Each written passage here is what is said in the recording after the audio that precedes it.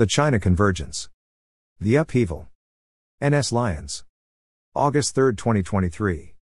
Narrated by Skeptical Waves.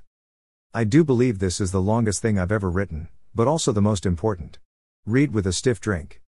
N.S. Lyons. Differences and tensions between the United States and China have never been greater. The whole world is dividing itself between the blocks of these two opposing superpowers.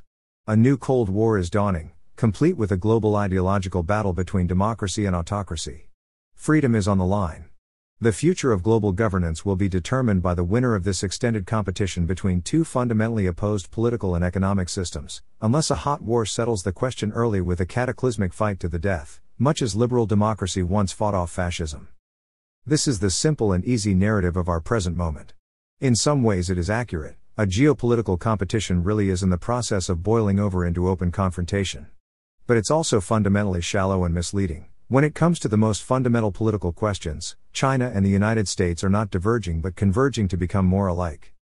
In fact, I can already predict and describe the winner set to prevail in this epochal competition between these two fiercely opposed national systems. In this soon-to-be triumphant system. Despite a rhetorical commitment to egalitarianism and democracy, the elite class deeply distrusts and fears the people over whom it rules. These elites have concentrated themselves into a separate oligarchic political body focused on prioritizing and preserving their rule in their own overlapping set of shared interests. Racked by anxiety, they strive constantly to maximize their control over the masses, rationalizing a need to forcefully maintain stability in the face of dangerous threats, foreign and domestic. Everything is treated as an emergency. Safety and security have become the watchwords of the state, and of society generally.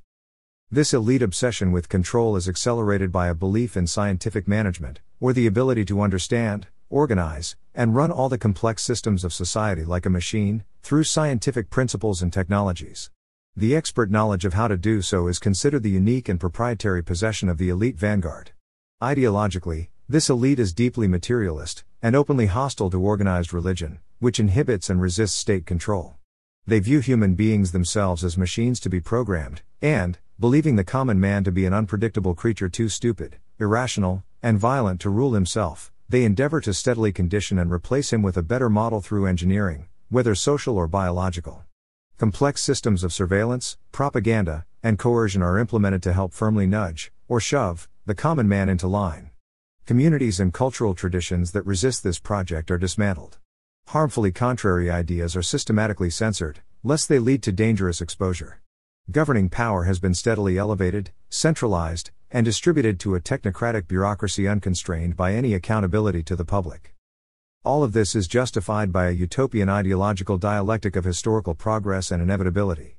Those more in tune with the tide of history, i.e. elite interests, are held to be morally and intellectually superior, as a class, to backwards reactionary elements. Only certain views are stamped scientific and correct, although these may change on a political whim. An economism that values only the easily quantifiable reigns as the only moral lodestar, and frictionless efficiency is held up as highest common good. The individual is encouraged to fulfill his assigned role as a docile consumer and cog in the regime's machine, not that of a self-governing citizen. The state regularly acts to stimulate and manage consumer demand, and to strategically regulate and guide industrial production, and the corporate sector has largely fused itself with the state. Cronyism is rampant. The relentless political messaging and ideological narrative has come to suffuse every sphere of life, and dissent is policed. Culture is largely stagnant. Uprooted, corralled, and hounded, the people are atomized, and social trust is very low. Reality itself often feels obscured and uncertain. Demoralized, some gratefully accept any security offered by the state as a blessing. At the same time, many citizens automatically assume everything the regime says is a lie. Officialdom in general is a Kafkaesque tragicomedy of the absurd, something only to be stoically endured by normal people. Yet year by year the pressure to conform only continues to be ratcheted higher. Which country does this describe? If you can't quite tell, well, that's the point. For many citizens of the West, the systems of governance under which we live increasingly feel uncomfortably similar to what appears offer in the People's Republic of China. There are limits to this similarity, of course. The Chinese Communist Party is a brutal regime that has in the past killed tens of millions of its own people and still rules over them with an iron fist. To say that the United States or any other Western country is identical in nature to China would be ridiculous. And yet, I'm going to argue that commonalities are indeed growing, and that this is no illusion, coincidence, or conspiracy, but the product of the same deep systemic forces and underlying ideological roots. To claim that we're the same as China, or even just that we're turning into China, as I've admittedly implied with the title, would really just be political clickbait. The reality is more complicated, but no less unsettling. Both China and the West, in their own ways and at their own pace, but for the same reasons, are converging from different directions on the same point, the same not yet fully realized system of totalizing techno-administrative governance. Though they remain different, theirs is no longer a difference of kind, only of degree. China is just already a bit further down the path towards the same future. But how should we describe this form of government that has already begun to wrap its tentacles around the world today, including here in the United States? Many of us recognize by now that whatever it is we now live under, it sure isn't liberal democracy. So what is it? To begin answering that, and to really explain the China Convergence, we're going to need to start with a crash course on the rise and nature of the technocratic managerial regime in the West. Part 1: The Managerial Regime. To see what is in front of one's nose needs a constant struggle. George Orwell. Sometime around the second half of the 19th century, a revolution in human affairs began to take place, occurring in parallel to and building on the Industrial Revolution. This was a revolution of mass and scale, which upended nearly every area of human activity and rapidly reorganized civilization, first in the West and then around the world. The limits of time and space produced by geography were swept away by new technologies of communication and transportation. Greatly enlarged populations flowed into and swelled vast urban centers. Masses of workers began to toil in huge factories, and then in offices, laboring through an endless paper trail trying to keep track of it all. In politics, new opportunities arose for those who could seize on the growing power of the masses and their votes, along with new challenges in providing for their growing needs and desires.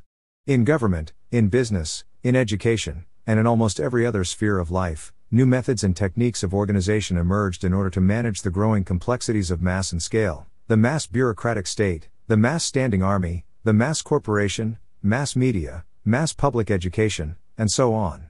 This was the managerial revolution. Rapidly accelerating in the 20th century, the managerial revolution soon began to instigate another transformation of society in the West. It gave birth to a new managerial elite. A new social class had arisen out of the growing scale and complexity of mass organizations, as those organizations began to find that, in order to function, they had to rely on large numbers of people who possessed the necessary highly technical and specialized cognitive skills and knowledge, including new techniques of organizational planning and management at scale. Such people became the professional managerial class, which quickly expanded to meet the growing demand for their services. While the wealthy families of the old landed aristocratic elite at first continued to own many of these new mass organizations, they soon were no longer capable of operating them, as the traits that had long defined mastery of their role and status, land ownership, inherited warrior virtues, a classical liberal education, formal rhetoric, personal charisma, an extensive code of social manners, etc., were no longer sufficient or relevant for doing so. This meant the managerial class soon captured de facto control of all the mass organizations of society. This managerial takeover was accelerated by what I call the managerial doom loop. The larger and more complex an organization grows, the exponentially more managers are needed. Managers therefore have a strong incentive to ensure their organization continues to grow larger and more complex, resulting in greater relative power for the managers. More growth means more managers must be hired, who then push for more expansion, including by rationalizing a need for their cancerous bureaucracy to take over ever more functions of the broader economy and society. As more and more territory is surrendered to bureaucratic management, more managers must be educated, which requires more managers. Anyway, a reckoning over which class now really constituted society's ruling elite soon became inevitable. In some places the old aristocracy's end was swift and bloody. But in most of the West they were not eradicated but co-opted and absorbed, with the children of even the wealthiest aristocratic families eventually forced to themselves acquire an education in the same skills, ideas, and mannerisms as the managerial class in order to take on any prominent role, from CEO to politician, to philanthropist. Those who did not do so slowly faded into irrelevance. The managerial class had produced the managerial elite. This did not mean, however, that the expansion of the new managerial order faced no resistance at all from the old order that it strangled. That previous order, which has been referred to by scholars of the managerial revolution as the bourgeois order, was represented not so much by the grand bourgeoisie, wealthy landed aristocrats and early capitalist industrialists, but by the petite bourgeoisie, or what could be described as the independent middle class. The entrepreneurial small business owner, the multi-generational family shop owners, the small-scale farmer or landlord, the community religious or private educator, even the relatively well-to-do local doctor. These and others like them formed the backbone of a large social and economic class that found itself existentially at odds with the interests of the managerial revolution. But, in contrast to what was originally predicted by Marxists, these bourgeoisie came to be mortally threatened not from below by the laboring, landless proletariat, but from above, by the new order of the managerial elite and their expanding legions of paper-pushing professional revolutionaries. The clash between these classes, as the managerial order steadily encroached on, dismantled, and subsumed more and more of the middle-class bourgeois order and its traditional culture, and the increasingly desperate backlash this process generated from its remnants, would come to define much of the political drama of the West. That drama continues in various forms to this day. The animosity of this class struggle was accentuated by the particularly antagonistic ideology that coalesced as a unifying force for the managerial elite. While this managerial ideology, in its various flavors, presents itself in the lofty language of moral values, philosophical principles, and social goods, it just so happens to rationalize and justify the continual expansion of managerial control into all areas of state, economy, and culture, while elevating the managerial class to a position of not only utilitarian but moral superiority over the rest of society, and in particular over the middle and working classes. This helps serve as a rationale for the managerial elite's legitimacy to rule, as well as an invaluable means to differentiate, unify, and coordinate the various branches of that elite. Managerial ideology, a relatively straightforward descendant of the Enlightenment liberal modernist project, is a formula that consists of several core beliefs, or what could be called core managerial values.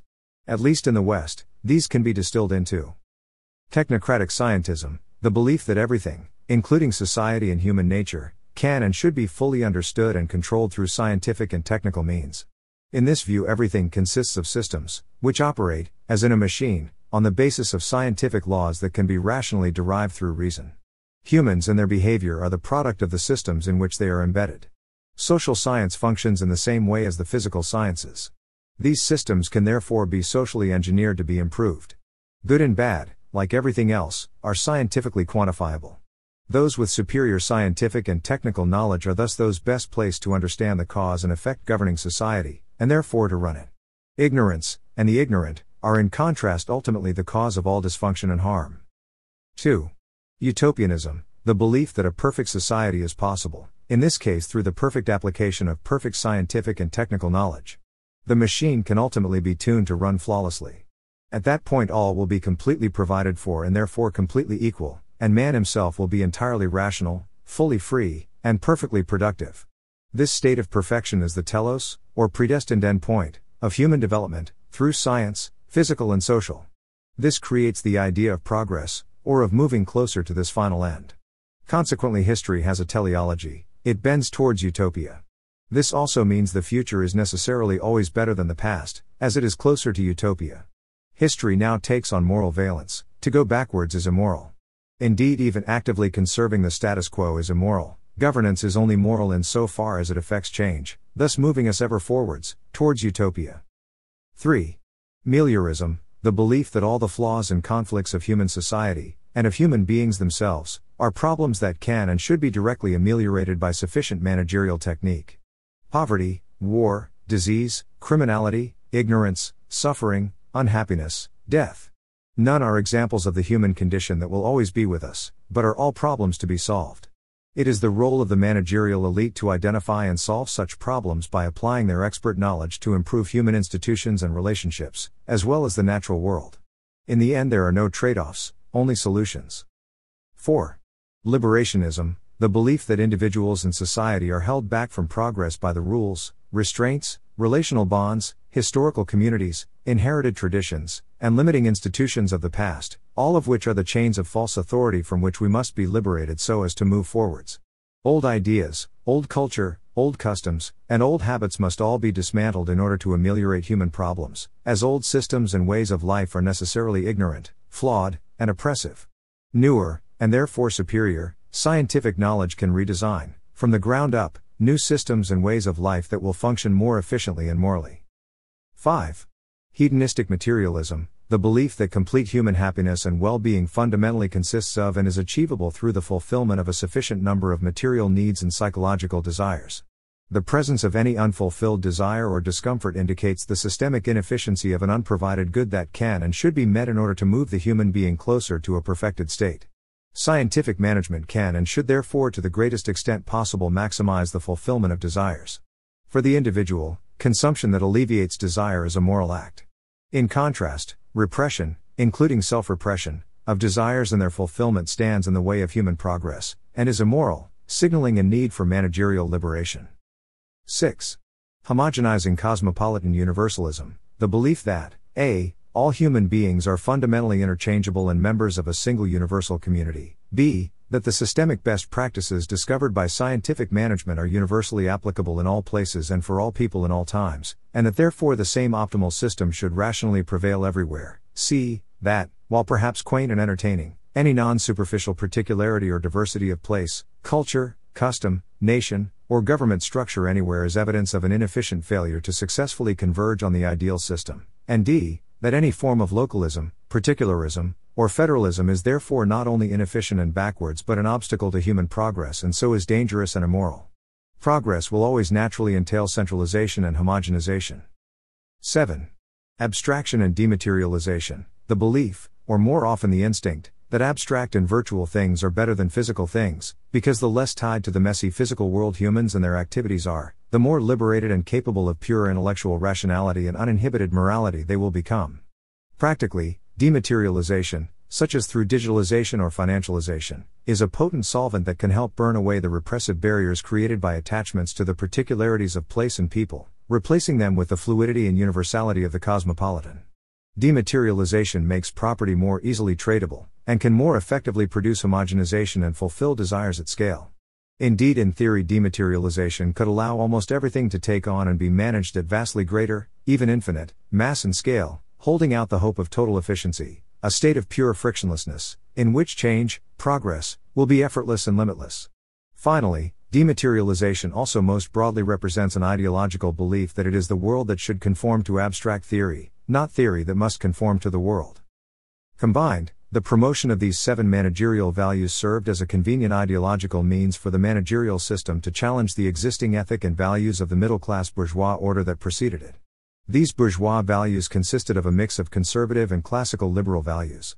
Nowhere were these values once more distinct than in America, where they had developed into a recognizable blend that included a strong preference for local governance, grassroots democracy, and an aversion to top-down control, an accepted diversity of regional and local folkways and traditions, a general mythic ideal of spirited individualism and energetic self-reliance, a countervailing tradition of tight-knit family life and exceptionally widespread participation in a proliferation of thick religious, community, and civic associations and affiliations, as most famously described by Alexis de Tocqueville, Protestant work ethic, and an attention to thrift and self-discipline as moral virtues, an intimate connection to the land, and a very strong attachment to middle-class property ownership as central to Republican self-governance and the national character, political realism and a conservative aversion to too rapid and radical of change.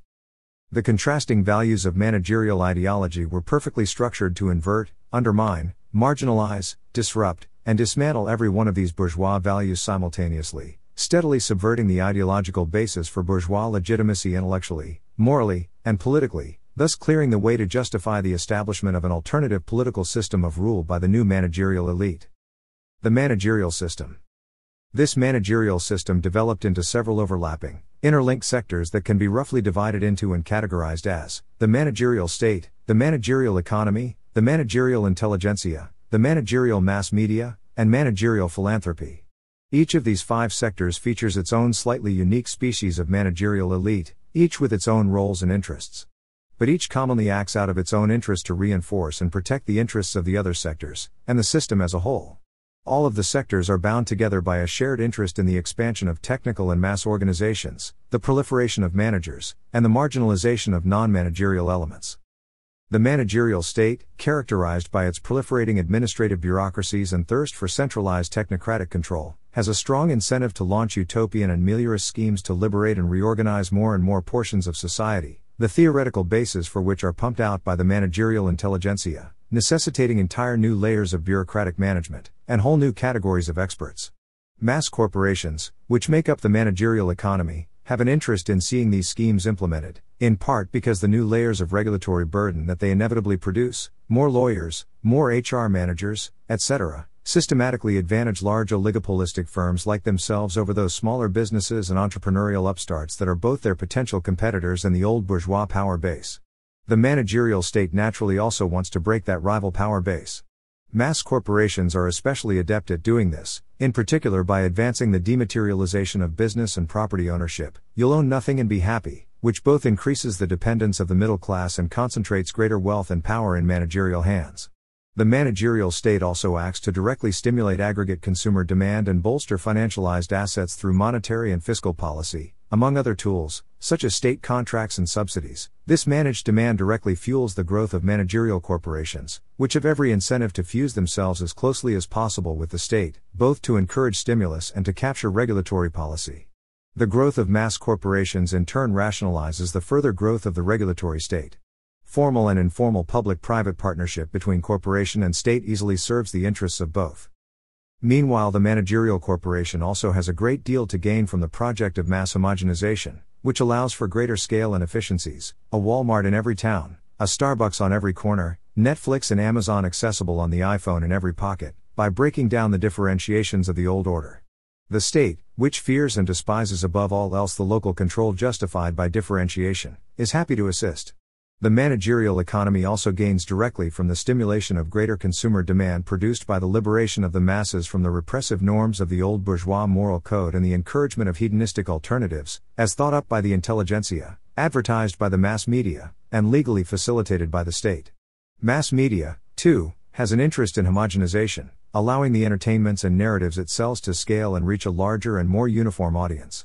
Mass media, already an outgrowth of journalism's integration with the mass corporation, also has an incentive to integrate itself with both the intelligentsia and the state in order to gain privileged access to information. The intelligentsia meanwhile relies on the media to affirm their prestige, while naturally the state has an incentive to fuse with the media to effectively distribute the chosen information and narratives it wants to reach the masses. As the old bottom-up network of extended families, social associations, religious congregations, neighborhood charities, and other institutions of grassroots bourgeois community life are broken down by the managerial system, managerial philanthropy, funded by the wealth produced by the managerial economy and offering the elite a means to transform that wealth into social power tax-free, is eager to fill the void with a crude simulacrum, offering top-down philanthropic initiatives, managerial non-profit grifts, and astroturfed activist movements in their place. These inevitably work to spread managerial ideology and the utopian social engineering campaigns of the state, further disrupting the bourgeois order. The breakdown of that order then inevitably only produces more social problems, which in turn provide new opportunities for managerial philanthropy to offer solutions. The managerial state, mass media, and mass corporations are eager to participate in these assaults, while the intelligentsia provides both the ideas and ready-made managerial do-gooders to man the front lines. Finally, the managerial intelligentsia functions as the vanguard of the whole managerial system, providing the unifying ideological framework that serves as the system's intellectual foundation, rationale, and source of moral legitimacy.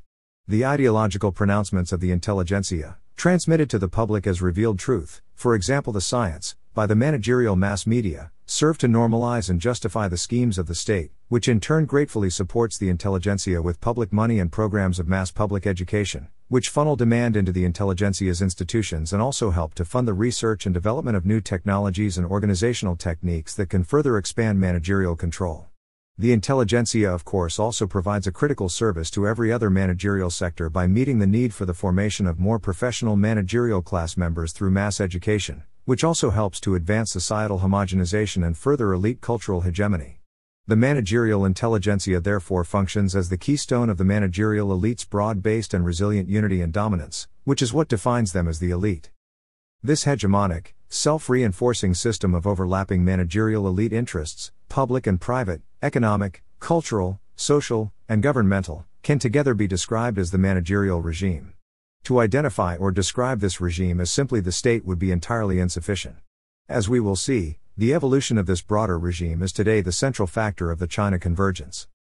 But first there is one important historical differentiation in how managerial regimes have emerged and evolved that we must address. Managerialism, hard versus soft. What's described above is the managerial regime as it emerged in the United States and a number of other Western nations in the 20th century. It is not, however, the only species of managerial regime to have evolved during this time. When the Communist Party took control of China, the bourgeoisie and the old aristocracy were not gently co-opted into joining the managerial elite. Instead, as with the kulaks, middle-class peasants, of Lenin and Stalin's USSR, they were virtually exterminated.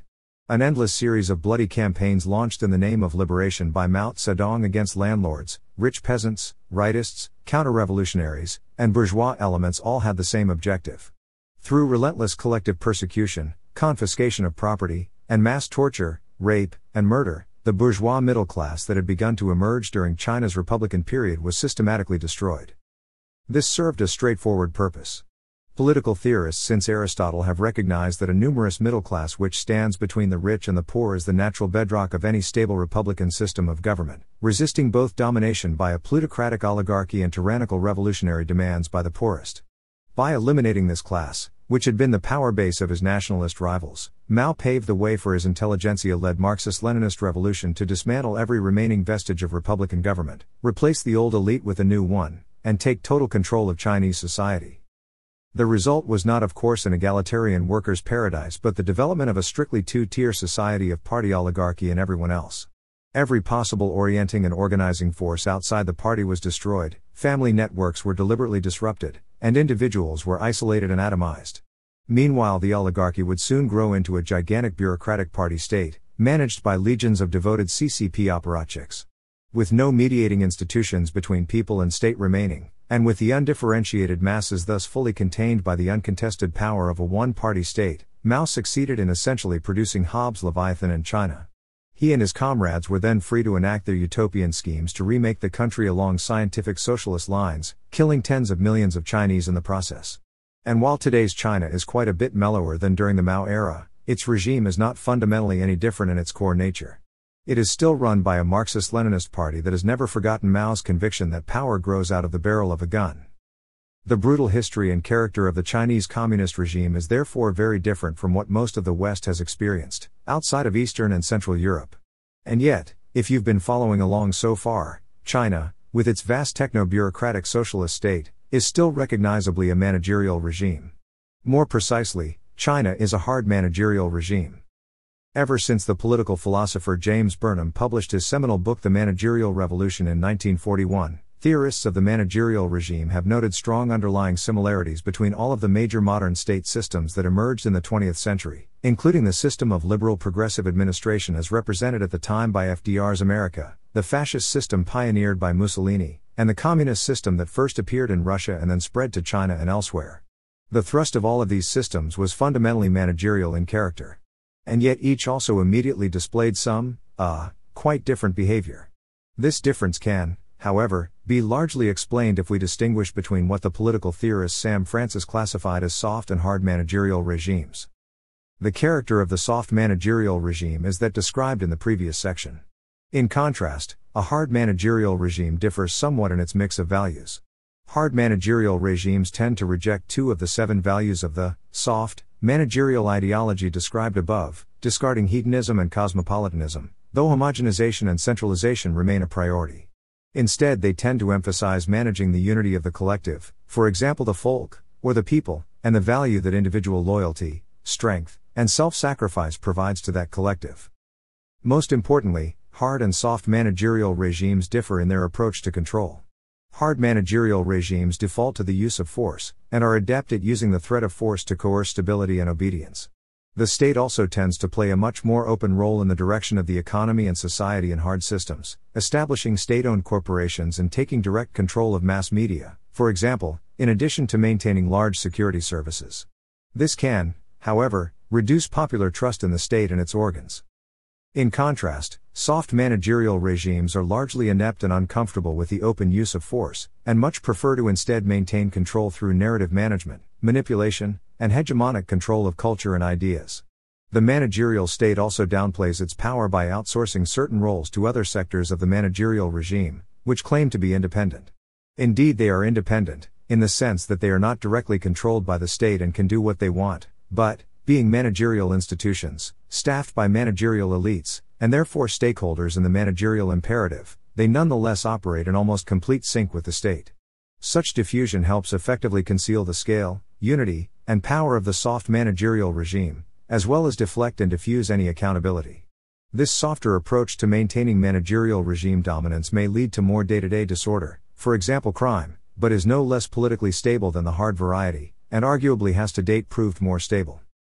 Despite these differences, every form of managerial regime shares the same fundamental characteristics and core values, including a devotion to technocratic scientism, utopianism, meliorism, homogenization, and one form or another of liberationism aimed at uprooting previous systems, norms, and values.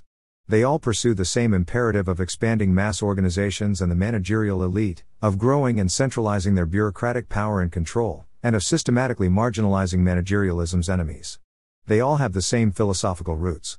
And all their elites share similar deep anxieties about the public. Part 2. Making the demos safe for democracy.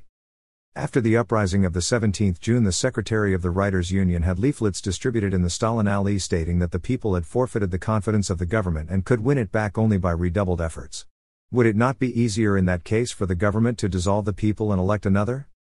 Bertolt Brecht, The Solution, 1953.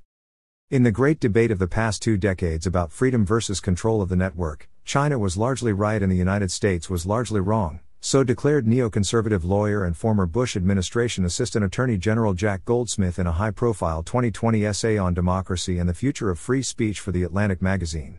Significant monitoring and speech control are inevitable components of a mature and flourishing Internet, and governments must play a large role in these practices to ensure that the Internet is compatible with a society's norms and values, he explained.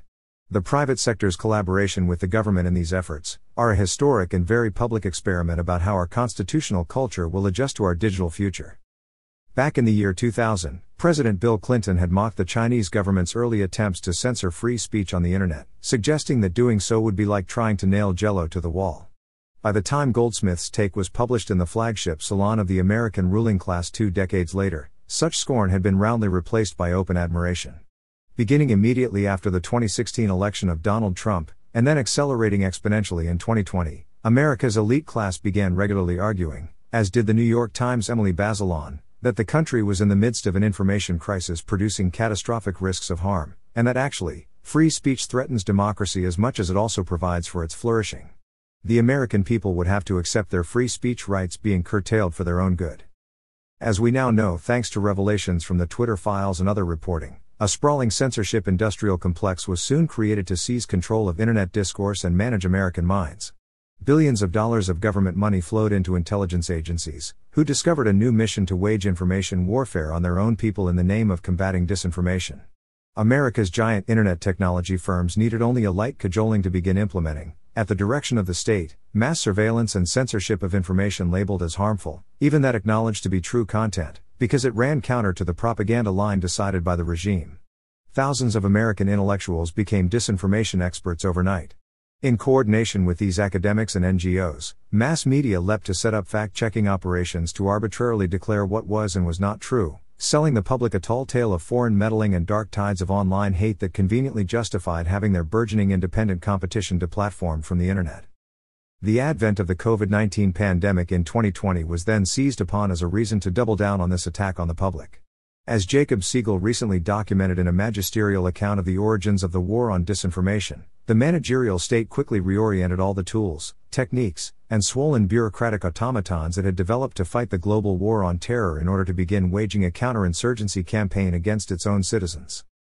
Something had changed in the calculus of America's elites. Traditionally at least vaguely liberal, their seemingly abrupt U-turn on the value of free speech and deliberative democracy represents a paradigmatic example of a process enacting a final replacement of old-order classical liberalism with an open embrace of total technocratic managerialism, one that we will explore in more detail soon. But what exactly prompted this sudden shift? Revolt of the public, revolt of the elite. The most immediate explanation for why the managerial elite decided to hurry up and cast off any tattered remains of the old American values is simply that they panicked. They panicked because they experienced a moment in which they felt they nearly lost control. That moment was 2016, when the socialist Bernie Sanders had just nearly beat Hillary Clinton in the Democratic Party primary. The British people had decided they'd had enough of the EU, and then, most egregiously of all, the thoroughly declassed Donald Trump won the US presidential election. None of this was supposed to happen. In each case the people were supposed to have voted the right way, the way the elite had planned on them voting, but they didn't. Worse, they seem to be voting wrong as part of a broader trend of populations specifically reacting against and challenging managerial elite control. Former CIA analyst Martin Gurry has coined the term revolt of the public to describe the ongoing phenomenon in which, around the world, the authority and legitimacy of elite institutions has collapsed as the digital revolution has undermined traditional elite gatekeepers' ability to fully control access to information and monopolize public narratives. This decline of hierarchical gatekeepers, such as legacy media, has helped to expose elite personal, institutional, and policy failures, as well as widespread corruption and the broader reality that the managerial system itself functions with little to no real public input or accountability. This has helped fuel public frustration and anger with the endemic and mounting problems of the status quo, mobilizing insurgent political movements to present democratic challenges to the establishment. But, for the managerial elite, the character of this revolt is even more threatening than Gurry's summation implies. In the West, this underdog public rebellion is not only directed against the ruling managerial technocracy, but, critically, has been conducted by precisely the managerial elite's historic class enemies, the remnants of the old bourgeois middle class. For the managerial elite, this was the apparition of a terrifying nightmare. They thought they'd broken and cast down the old order forever. Now it seemed to be trying to climb out of the grave of history, where it belonged, to take its revenge and drag them all back to the dark ages before enlightened managerial rule had brought the word of progress to the world. The prospect of real power returning to the hands of their traditional enemies appeared to be a mortal threat to the future of the managerial class. Across the West, the managerial elite therefore immediately went into a frenzy over the danger allegedly presented by populism and launched their own revolt, declaring a Schmittian state of exception in which all the standard rules and norms of democratic politics could be suspended in order to respond to this existential crisis. In fact, some began to question whether democracy itself might have to be suspended in order to save it. It's time for the elites to rise up against the ignorant masses, New York Times Magazine journalist James Traub thundered with an iconic 2016 piece in Foreign Policy magazine. This quickly became a view openly and proudly embraced among the managerial elite, who no longer hesitated to express their frustration with democracy and its voters. Did I say ignorant? Yes, I did. It is necessary to say that people are deluded and that the task of leadership is to undelude them, Traub declared. Too much democracy is killing democracy, is how a 2019 article published by neocon Rag the Bulwark put it, arguing for Western nations to take their bitter technocratic medicine and establish a political, social, and cultural compact that makes participation by many unnecessary. This elite revolt against democracy cannot be fully understood as a reaction only to proximate events, however, no matter how outrageously orange and crude their apparition. Rather, the populist revolts that emerged in 2016 sparked such an intense, openly anti-democratic reaction because they played directly into a much deeper complex of managerial anxieties, dreams, and obsessions that has roots stretching back more than a century. Democracy and democracy. It was 1887 and Woodrow Wilson thought America had a problem: too much democracy. What it needed instead was the science of administration. The democratic state has yet to be equipped for carrying those enormous burdens of administration which the needs of this industrial and trading age are so fast accumulating, the then young professor of political science wrote in what would become his most influential academic work, The Study of Administration. Deeply influenced by social Darwinism and eugenics, vocal in his contempt for the idea of being bound to the doctrines held by the signers of the Declaration of Independence, a lot of nonsense about the inalienable rights of the individual, and especially impatient with the Constitution's insistence on the idea of checks and balances, Wilson believed the American state needed to evolve or die. For too long it had been saddled with the habits of constitutionalism and deliberative politics. Now the complexity of the world was growing too great for such antiquated principles, which were no longer of more immediate practical moment than questions of administration.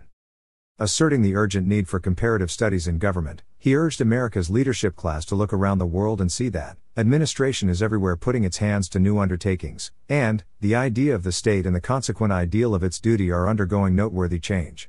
America had to change too. Seeing every day new things which the state ought to do, the next thing is to see clearly how it ought to do them, he wrote.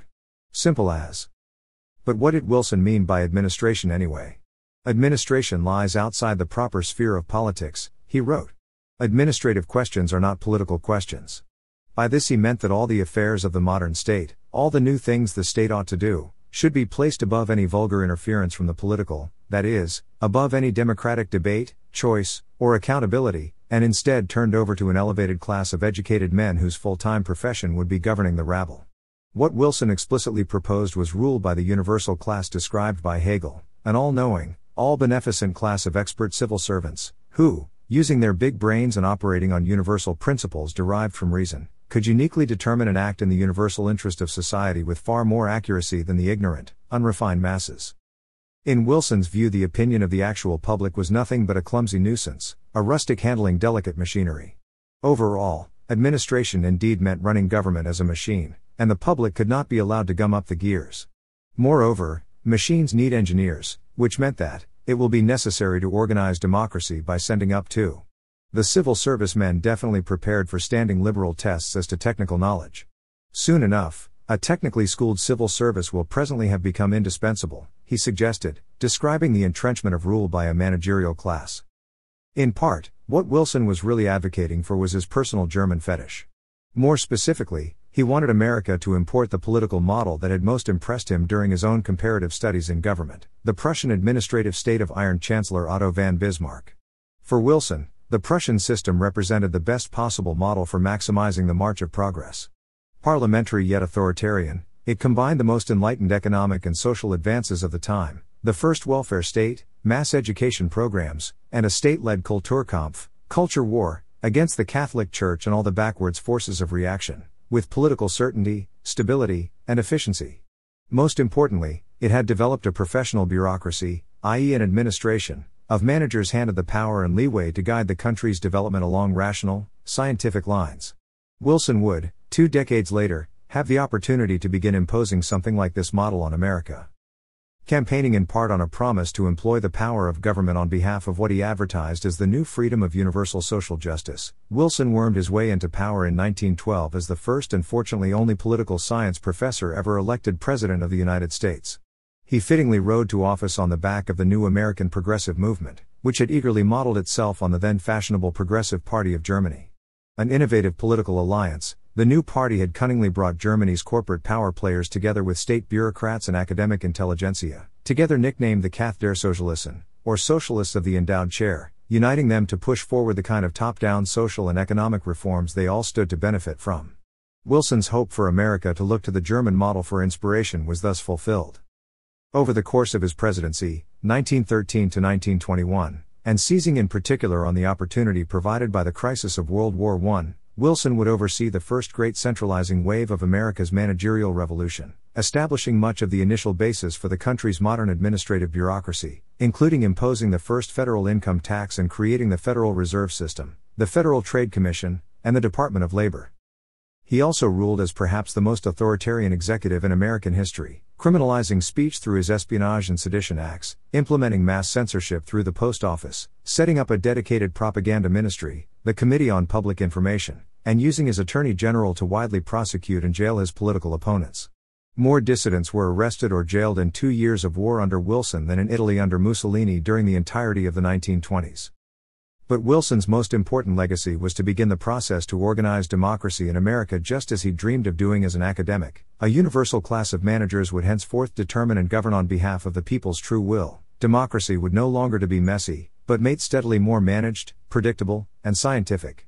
From this point forward, the definition of democracy itself would begin to change. Democracy no longer meant self-government by the demos, the people, exercised through voting and elections. Instead, it would come to mean the institutions, processes, and progressive objectives of the managerial civil service itself. In turn, actual democracy became populism. Protecting the sanctity of democracy now required protecting the managerial state from the demos by making governance less democratic. Today, this vision of managed democracy, also known as guided democracy, is a form of government much lusted after by elites around the world, having succeeded, in its more benevolent incarnations, in establishing orderly regimes in countries like Singapore and Germany, where the people still get to vote but real opposition to the steamroller of the state's agenda isn't tolerated. In such a system, the people are offered the satisfaction of their views having been listened to by their political administrative class, but said views can always be noted and dispensed with if they are a danger to democracy and its interests. Here Wilson's old question of how to make public opinion efficient without suffering it to be meddlesome seems to have found a solution. The People's Republic of China has already taken this logic to its fullest conclusion. Popular voting may have been done away with altogether in China, but it too is still a democracy. It says so right in its constitution. Instead of elections, the party, which exists solely to represent the people, forever, rigorously assesses the will and interests of the masses through a process of internal consultation and deliberation. It calls people's whole process democracy, also known as consultative democracy, for short. Consultative democracy has serious advantages over the traditional kind in terms of maximizing managerial efficiency, which is why it has long been so admired by Western elites. There is a level of admiration I actually have for China because their basic dictatorship is allowing them to actually turn their economy around on a dime and say we need to go green, Canada's Justin Trudeau has for instance explained, though typically stumbling over his words and forgetting to label China a democracy instead of a dictatorship. Or as the New York Times elite whisperer Thomas Friedman once put it, if we could even just be China for a day then the state could, authorize the right solutions. On everything from the economy to environment. Overall, being more like China for at least a while would be super convenient because, as Friedman obligingly elaborated in his book Hot, Flat, and Crowded, once the directions are given from above, we would be overcoming the worst part of our democracy, the inability to make big decisions in peacetime, and the very next day we would be able to enjoy the best part of our democracy, the power of our civic society to make government rules stick and the power of our markets to take advantage of them. The power of big brain decision makers to advance progress by forcing through big changes, civic society able to entrench and enforce state directives from above, markets able to symbiotically make a tidy profit on top-down change. As Friedman indicates, consultative democracy offers all the best parts of democracy without the hassle. No risk of the populist rubes ever getting to fondle any delicate machinery here. It should be no wonder that Western managerial elites have been smitten by this vision and the many advantages it offers, to themselves, and have thus everywhere rushed with growing fervor to adapt and implement it at home as fast and to the greatest extent that they can get away with. Wilson would be proud. They also understand, however, that even this structural organizing will ultimately never be enough to protect democracy on its own. Having again and again run into the intractability of the people's obstinate nature, they long ago reached another implicit conclusion. The root challenge to democracy is not the structures of government, but the demos, the common man himself. He is a problem that requires a solution on an entirely deeper level. Making the demos safe for democracy would necessitate his replacement by a wholly new and safer man. Mr. Science and the New Man. Psychologist, instrumentalist philosopher, and foremost American progressive educationalist John Dewey landed in China on May 1, 1919. It was 3 days before the outbreak of the May 4th movement, an anti-traditionalist wave that would grow out of student protests in Beijing and become a crusade to radically transform the nation. It would give birth to the Chinese Communist Party 2 years later, in 1921. The student movement's slogan called for China to embrace Mr. Science and Mr. Democracy, and with Dewey's appearance it seemed Mr. Science had arrived. Chen Duxiu, co-founder of the CCP, said he thought Dewey embodied the whole spirit of the movement. Mao Zedong thought his educational theory well worth studying. Adored as a progressive and modernizing hero, Dewey would remain in China for a tour that lasted more than 2 years, delivering over 200 lectures to crowds of thousands of adoring fans. Many of those lectures were then translated into best-selling books distributed across the country. He was lauded as a second Confucius and nicknamed Dewey Du Wei, or Dewey the Great. Dewey the Great had already helped transform America. A leading light of the rising American progressive education movement, he had successfully led a mission to completely remake the American education system, remodeling the country's historic liberal arts colleges into copies of Germany's fashionable new centrally managed research universities, as well as generally overhauling the purpose and pedagogy of public education. Whereas Western educational institutions had for centuries focused largely on cultural transmission and forming the character of the students in their charge through study of the humanities and the classical virtues, Dewey believed this approach was outdated and in fact immoral. Influenced by the new philosophy of logical positivism, he thought that instructing students in any belief in objective truth and authoritative notions of good and evil was harmful, as it was individual man himself who engaged in the construction of the good. The education system therefore had to abandon its age-old mission and focus instead on teaching students the technical skills to thrive in modern industrial society, including, most critically, how to think in rational, scientific terms. But of course Dewey and his like-minded colleagues did want to shape the character of America's children, just in a different way from the old order. For Dewey, who believed that democracy was not a form of government but an ethical project, fusing governance to the scientific method was the only possible path to achieving political and human progress. But doing that would require first changing democracy's voters. Dewey believed public education was the fundamental method of social progress and reform precisely because it was, he wrote, the only sure method of social reconstruction. Social reconstruction meant re-engineering society. Frank Lester Ward, Dewey's teacher and mentor, and the first president of the American Sociological Association, was even less bashful. The purpose of formal education, he said, was now to be a systemic process for the manufacture of correct opinions in the public mind.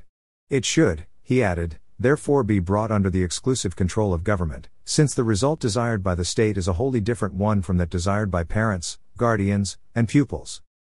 Remaking society along scientific lines would necessitate reshaping men to fit their new machine. A reconstructed society would have to be built on the back of a reconstructed individual, a new man, freed from all the crude superstitions of his past and the messy irrationalities of his former nature. This anthropological project was the real purpose of Dewey and his progressive education movement. They were conditioners. Elevated to peak influence by the presidency of Wilson, who expressed his own desire to make the young gentlemen of the rising generation as unlike their fathers as possible, Dewey and his colleagues had the opportunity to begin this quest by first revolutionizing the education system so that they could make future generations more pliable by systematically disembedding them from their past and their traditional loyalties and deconstructing the whole way in which they saw the world. Mao, meanwhile, would embrace the same project with particular gusto. Progressive Americans of the early 20th century like Dewey and Wilson had developed a habit of referring to China and the Chinese people as marvelously plastic, particularly suitable to be shaped at will by the hands of strong and capable Westerners, as Wilson mused in 1914. The country could, they thought, serve as an ideal laboratory for social experimentation. Mao agreed. The Chinese people, he grew fond of saying, were first of all, poor, and secondly blank, i.e. the perfect canvas for his communist vision. This was not actually true, of course. The Chinese possessed millennia of rich history and traditional culture. So making the minds of the people as blank as desired took a fair amount of work on Mao's part. This he set out to accomplish through a process he called thought reform. First trialed in the isolated communist base camp of Yan'an in 1942-43 and then forced on the whole of China in the 1950s following the CCP's takeover of the country, thought reform was a process of using indoctrination, public pressure, and terror to produce completely submissive and easily controlled individuals.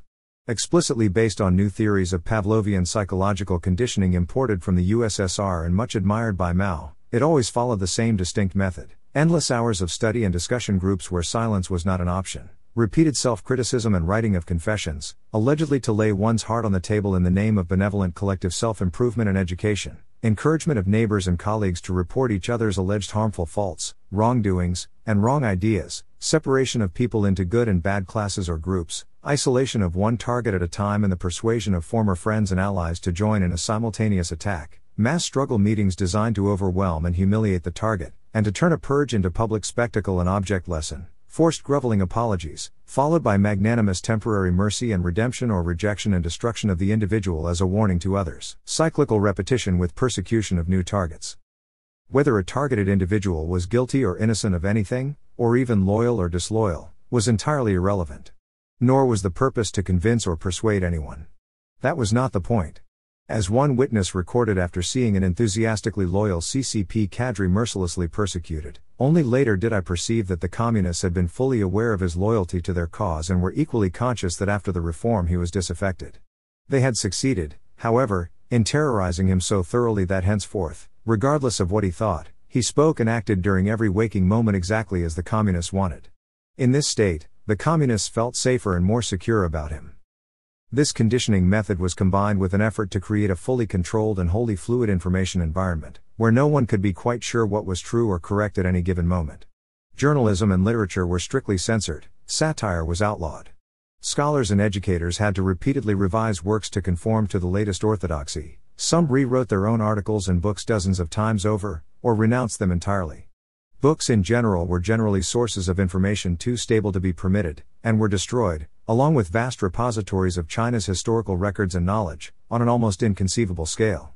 In Shanghai, for instance, 237 tons of books were destroyed in 2 months of 1951 alone. In Shantou in May 1953 a giant bonfire lasting 3 days was needed to incinerate some 300,000 volumes representing vestiges of the feudal past. The party's sloganeering propaganda organs became the only permissible source of information, and everyone soon found that, for their own safety, they had no choice but to follow them closely in order to try to stay abreast of the constantly shifting party line. This process of total ideological indoctrination and control, also colloquially known as Xinao, literally, to wash brains, would be made most famous during China's later Cultural Revolution, but was in fact the whole foundation of Maoism from the start. This was because it worked. Foreign journalists permitted to visit Yan'an in 1944 noted that an air of nervous intensity was constant and stifling, and that while most people had very earnest faces and serious expressions, no one but top leaders like Mao ever cracked a joke. If you ask the same question to 20 or 30 people, from intellectuals to workers, their replies are always more or less the same, one marveled. Even questions about love, there seems to be a point of view that has been decided by meetings. In time the whole country would be reduced to the same state of stifling conformity. Thought reform was perhaps the most comprehensive and dramatic ideological indoctrination process ever attempted. It was also unbelievably violent and destabilizing, with millions killed over just the course of Mao's early reform and rectification campaigns. The reality of it would therefore doubtless have horrified Dewey and his refined progressive intellectual sensibilities. But its fundamental purpose was exactly the same as his own, to so completely break down the people's old ways of living and thinking that human nature could be abolished and a new man and a new society constructed on top of the ruins.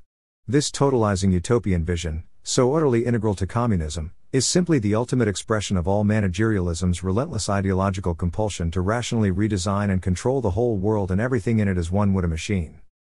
Still, it's true that Mao's brute force method was particularly crude. In the soft managerialism of the West, the effort to build a politically safer, more right-thinking new man would adopt far more subtle, sophisticated, and gentle methods for washing brains. The therapeutic state and the threat within. Germany and Japan surrendered in 1945, but World War II didn't end. Managerial liberalism had engaged in its first global ideological war, and once the shooting had stopped, the ideological struggle was just getting started. Europe and even the American homeland itself still had yet to be truly liberated. The problem was, fascism continued to lurk in minds everywhere. Eradicating it would require nothing less than the psychological transformation of entire populations. That at least was the conclusion of the politico-psychoanalytic movement led by German self-described Freudo-Marxist Wilhelm Reich, who became convinced that working-class Germans were susceptible to authoritarianism because of their unhealthily repressed sexuality and attachment to traditional gender roles. Only by liberating them from sexual restraint, Reich coined the phrase sexual revolution, and especially by destroying forever the rigid structure of the family and the authority of its patriarchal father figure, i.e. the Führer, could they be reformed and their psyches made safe for liberal democracy. As Matthew Crawford has skillfully explained, by identifying the structure of society as not merely politically or economically unjust but psychologically sick, Reich and his Freudo-Marxist colleagues had come up with a political program that would require nothing less than a moral revolution, working at the deepest level of the individual. True and lasting Marxist revolution would be accomplished not by the striking prole, but by the professional psychotherapist. During the war, Reich's ideas gained significant traction among the educated liberal managerial elite that populated the upper ranks of the American security services, especially within the OSS, the precursor to the CIA. His Freudian political therapeutic project was soon taken up by the US-led Allied High Commission as a core part of the all-powerful military government's expansive denazification of occupied Germany. The psychology and sociology departments of German universities were staffed with returning émigré scholars, often selected from among the Freudo-Marxists and the intellectually adjacent critical theorists of the Frankfurt School, and transformed into vehicles for promoting the mass re-education of Germans. The goal was nothing less than the mental transformation of the German human being, as plans drawn up by Frankfurt School leader Max Horkheimer proposed. This project was then immediately re-imported to America as well. Before the war was even over, the U.S. government began to fund and facilitate a new wave of psychological research, guided by refugee European psychoanalysts. The War Department, for instance, conducted studies on discharged soldiers, outsourcing this research to psychanalysts who blamed psychological breakdowns in combat not on acute stress but on the repressions of their conservative childhood family life. By far the most influential work, however, would be conducted by the Frankfurt School's Theodor Adorno, who produced a new model for psychological assessment called the F-scale. The F stands for fascist. The F-scale, which Adorno pulled straight out of his ass, was a questionnaire that evaluated subjects' agreement with standard conservative or right-wing beliefs and traits, such as religiousness, belief in inherent gender differences, or overall conventionalism, i.e. conformity to the traditional societal norms and values of the middle class, and chalked these up as evidence of latent fascist sympathies. Since Adorno and his disciples were Marxists, the survey originally ranked subjects on an authoritarian versus revolutionary axis, opposition to revolution being authoritarianism, but in order to better play to their American sponsors this was relabeled to read as an authoritarian versus democratic axis. This research would later form the basis for the authoritarian personality, 1950, a volume that became one of the most influential works of psychology ever produced, structuring the whole direction of decades' worth of psychological research in the United States and going on to inform the beliefs of the left-wing counterculture movements of the 1960s, and beyond. Most importantly, it accomplished a spectacular feat of political linguistic jiu-jitsu, successfully redefining public understanding of fascism, in reality the very essence of a hard technocratic managerial regime, obsessed with leveraging state-corporate fusion to promote collective strength, homogeneous efficiency, and scientific progress from the top down, as synonymous with conservative democratic populism. With this new definition in hand, evidence of fascist sympathies could then be discovered all over the United States. As Martin Bergman, a U.S. Army psychoanalyst from 1943 to 1945, recounted in a 2002 BBC documentary The Century of the Self, government psychologists' assessment tours of Middle America, conducted to find out what goes on in all those little towns between the civilized coasts, revealed a much more problematic country than they'd ever imagined, filled as it apparently was with normie middle-class families raising budding little Führer lovers. The U.S. government leapt into action to ask the experts how to control this dangerous enemy within. The answer, as Bergman tells it, was that, what is needed is a human being that can internalize democratic values. A new liberal democratic man. Psychoanalysis carried in it the promise that it can be done, he recounts. It opened up new vistas as to how the inner structure of the human being can be changed so that he becomes a more vital, free supporter and maintainer of democracy. The U.S. government thus took up anti-fascism as a wider mandate of moral and social transformation, as Crawford puts it. Suddenly, the inner lives of Americans were now something that needed to be managed. Anti-fascism in the United States would be a science of social adjustment working at a deep level of the psyche, modeled on the occupation government's parallel effort in Germany. In 1946, President Truman declared a mental health crisis in the United States and the Congress passed the National Mental Health Act, empowering an arm of the administrative state, the National Institutes of Health, with a mission to manage Americans' psychological state. Hundreds of new psychoanalysts were trained and dispersed to set up psychological guidance centers in towns across America. Therapists, counselors, and social workers began to nose their way into every aspect of family, school, and working life. The therapeutic state had been born.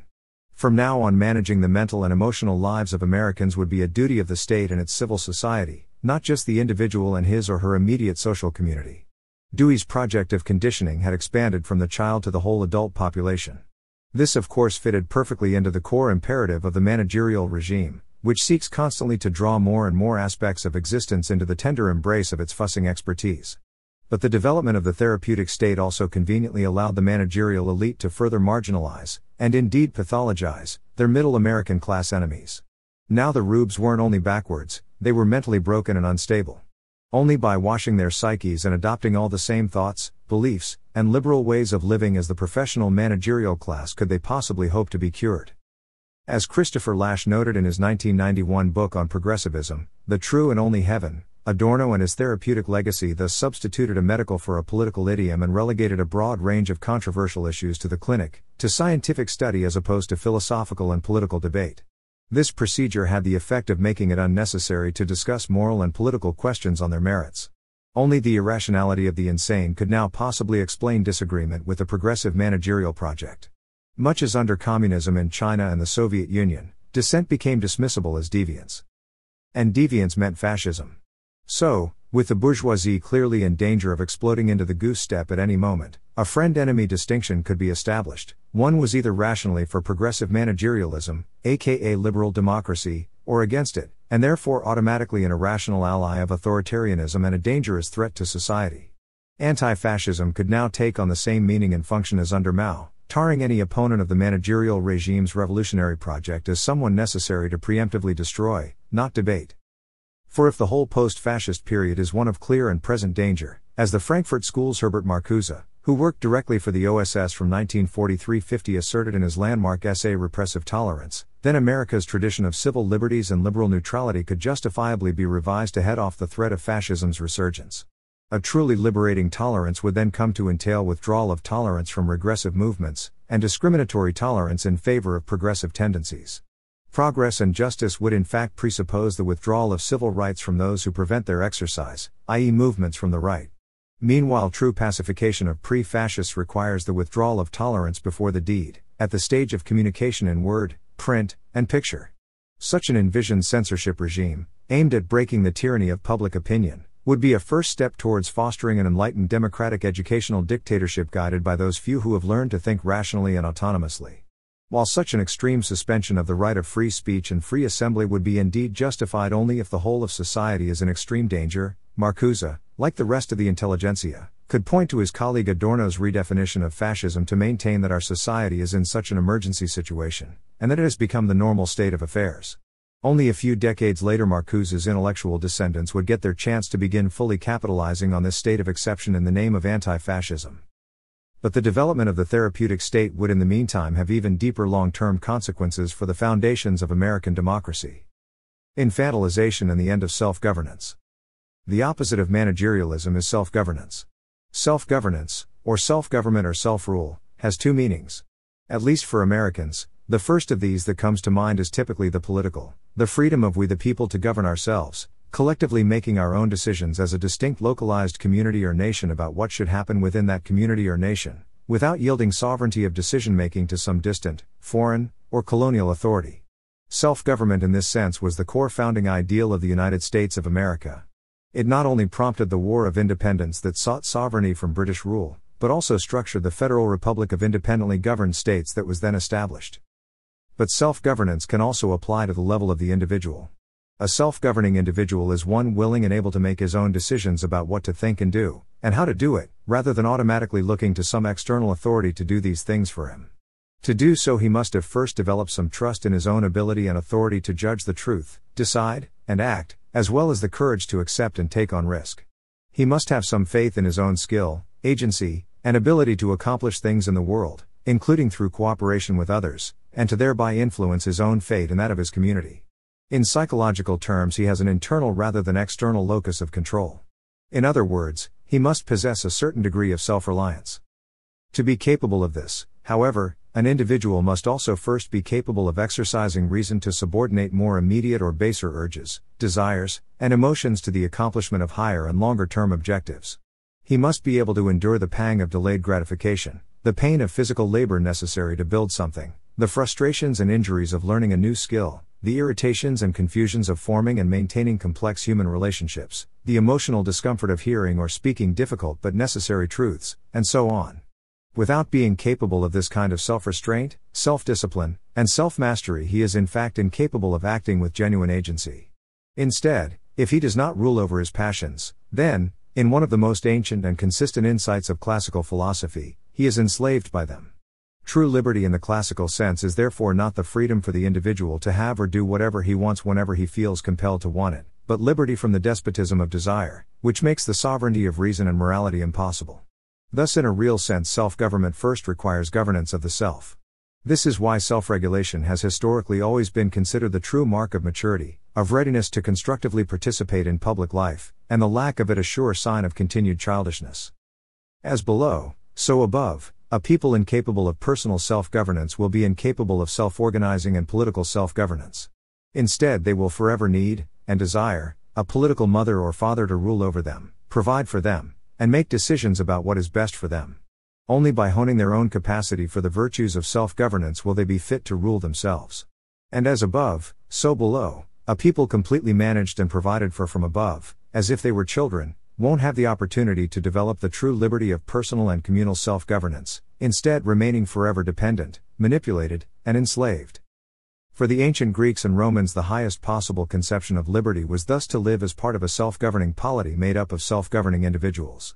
This old idea was then taken and expanded on by John Locke and, among others, the American founders.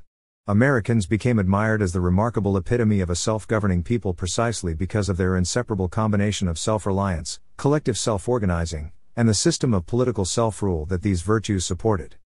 The rise of managerialism and the therapeutic state changed all that. From the family up, even the most close-knit self-organized communities, Edmund Burke's little platoons, were steadily broken down by the managerial regime and its relentless internal colonization and centralization.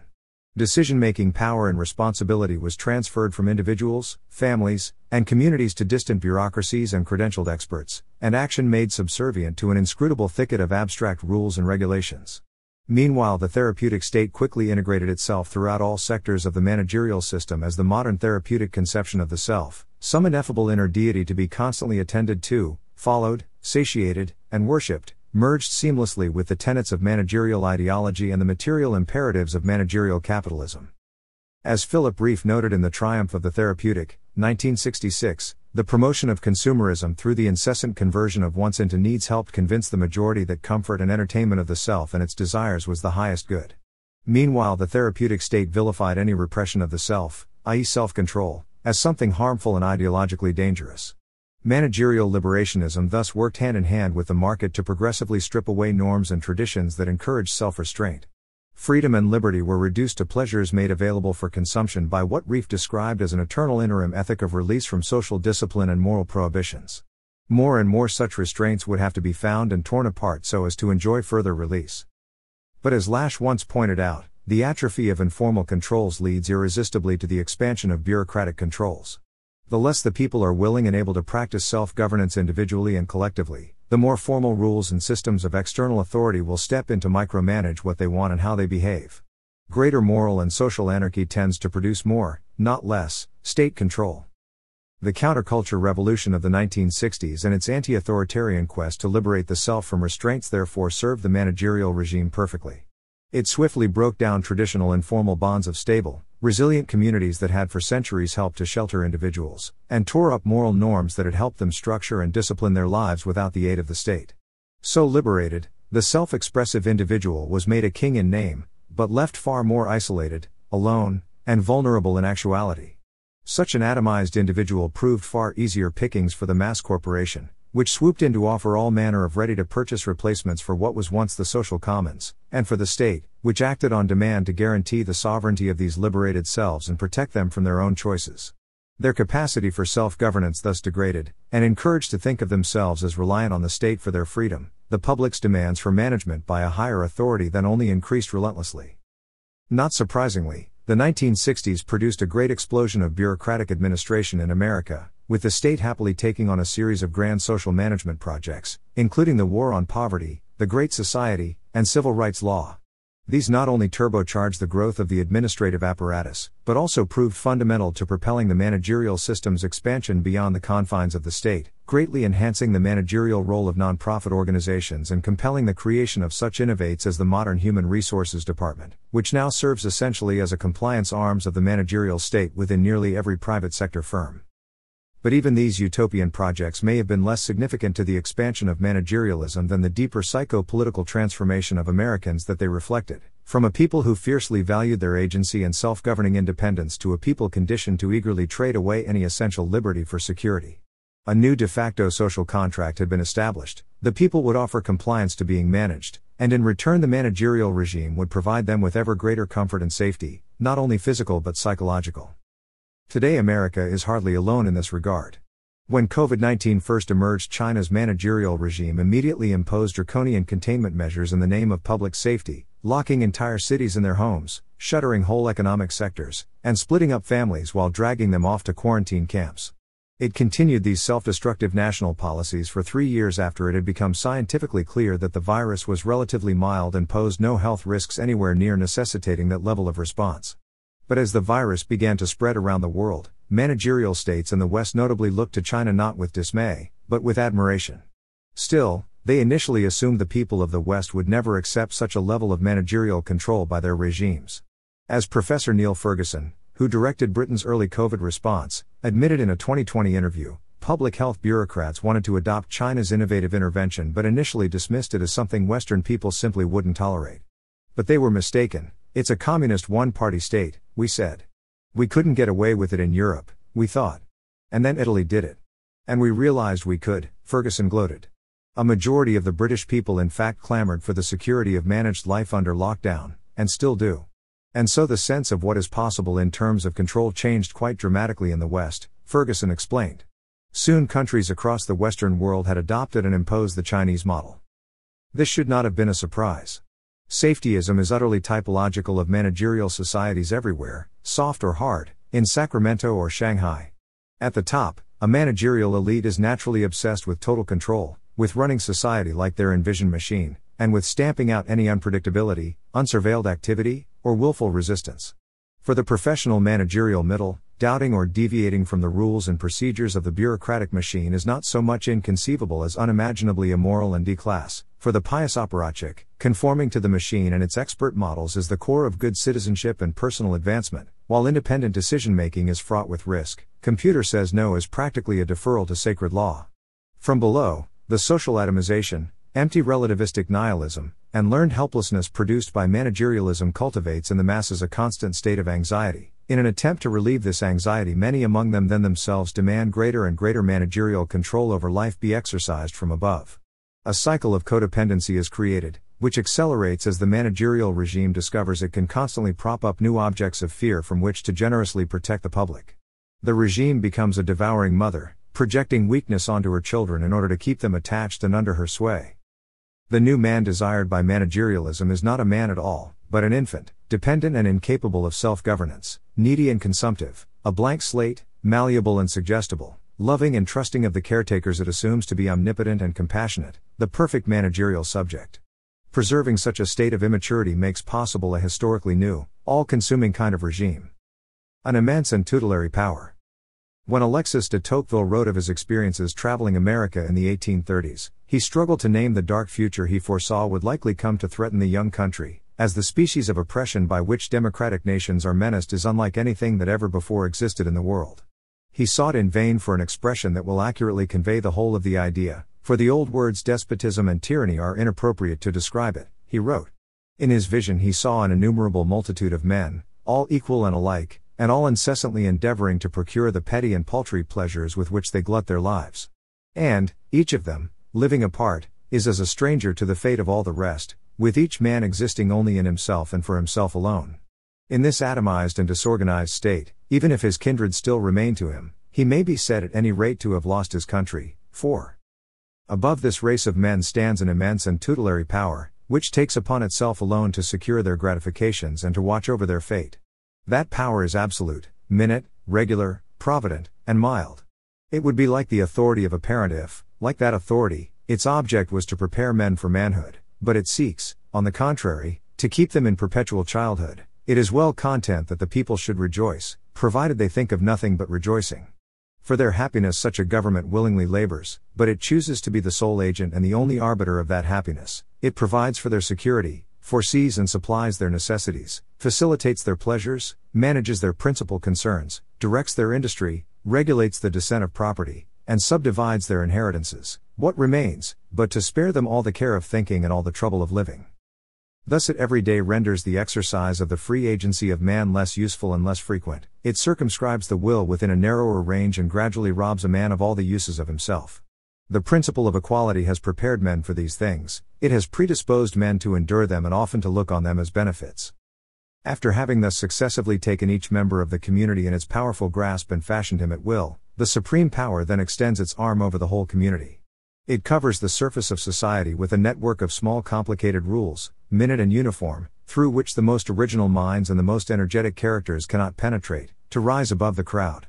The will of man is not shattered, but softened, bent, and guided. Men are seldom forced by it to act, but they are constantly restrained from acting. Such a power does not destroy, but it prevents existence. It does not tyrannize, but it compresses, enervates, extinguishes, and stupefies a people, till each nation is reduced to nothing better than a flock of timid and industrious animals, of which the government is the shepherd. What Tocqueville had uniquely intimated in his time was the character of the soft managerial regime, whose first seeds had already been planted in America. Rather than brutalizing and terrorizing the public into compliance as would a hard regime, this mild, yet absolute, power would find it far easier to sedate, seduce, and propagandize them. But the desired end result would be the same, a population demoralized and conditioned to accept management of all things under heaven. And yet, the more the public has been successfully kept in perpetual childhood, the more the regime, being no true loving parent, has come to view them only with pure contempt and to treat them with complete disregard. Not all have taken it politely. A good portion of the more willful children still refuse to behave and keep rebelling against their teachers. Despite much effort, the demos so far still hasn't been made safe for democracy. What is to be done? Using force on these holdouts doubtless grows more and more tempting, along with more and more rigorous forms of conditioning and control. Exchanging some tricks of the managerial trade with harder, Crueler siblings may therefore seem like an increasingly necessary and natural evolution for our managerial order. Part 3, Stability Maintenance. Party, government, military, civilian, academic, East, West, South, North, and Center, the party leads everything. CCP General Secretary Xi Jinping. Managerial technocracy has a big problem: it doesn't really work. Building the Tower of Babel never works, because not everything can be completely controlled by human cleverness. The larger and more enveloping the system of control grows, the more complex it becomes. The more complex it becomes, the exponentially more difficult it becomes to control. Entropy and dysfunction inexorably creep into the system. Addressing one problem then only creates multiple new, unexpected problems. The tower begins to wobble. Naturally, the system tries with increasing fervor to paper over any such cracks with new layers of management, which of course only increase complexity and begin over time to divorce the system from reality. People living in such a system have a habit of eventually noticing the contradictions between insistent official claims to stability and the fact that they can feel the tower swaying beneath their feet. In time, this gap in reality helps create the twisted sense of absurdity common to life in such regimes. The proliferation of this absurdity by no means phases the managerial regime. Inevitably, however, the regime begins to face an extended crisis of legitimacy.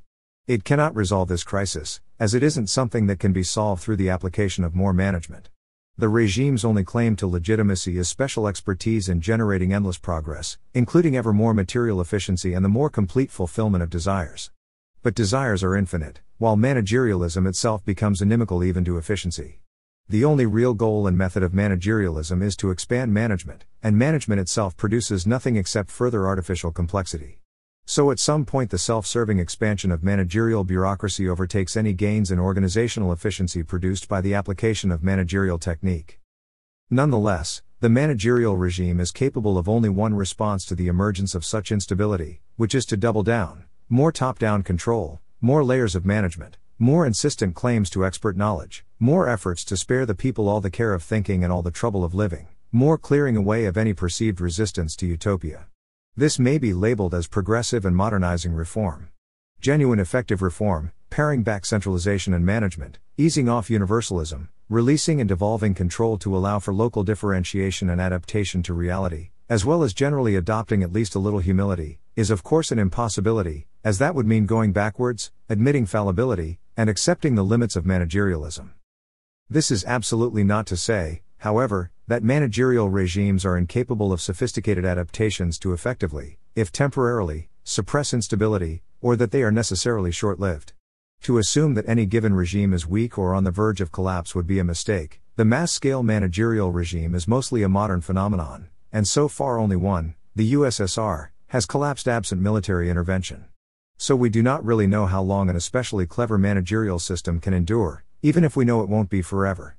What we can assume is that any regime will act automatically to defend itself and its interests against proliferating threats.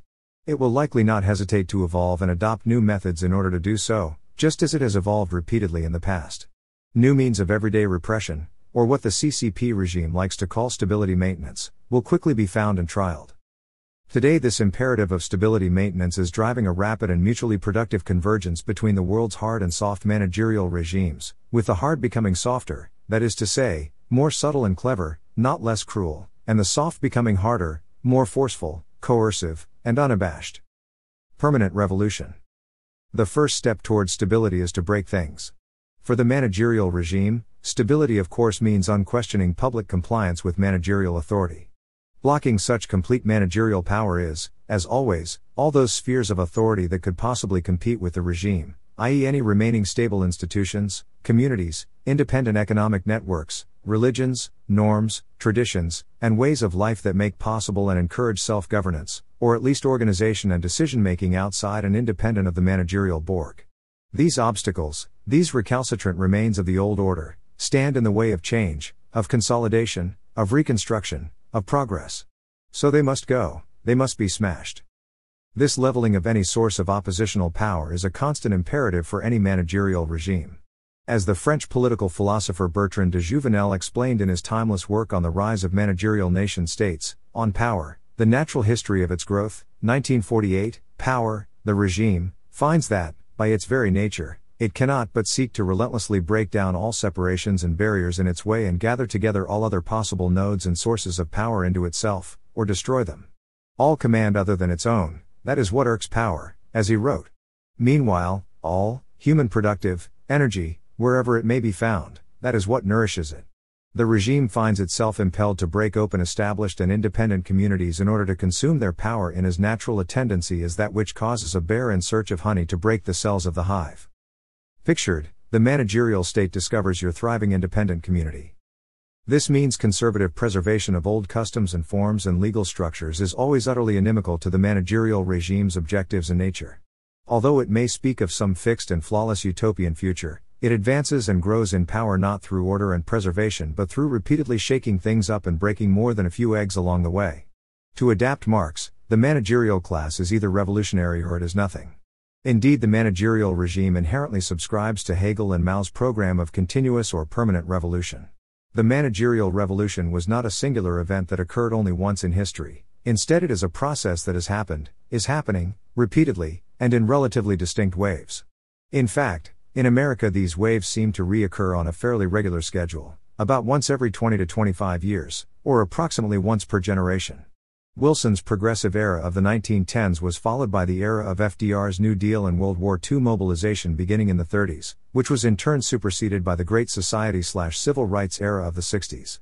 Then came the Reagan-Clinton neoliberal era beginning in the 80s, which, and I'm afraid this may be difficult for many conservatives to hear, achieved brilliant, if more subtle, revolutionary success by using privatization to economically and socially destabilize and break apart surviving tight-knit, self-governing communities and institutions in exchange only for an illusory reduction in managerial state power, produced by handing off that power to managerial corporations instead.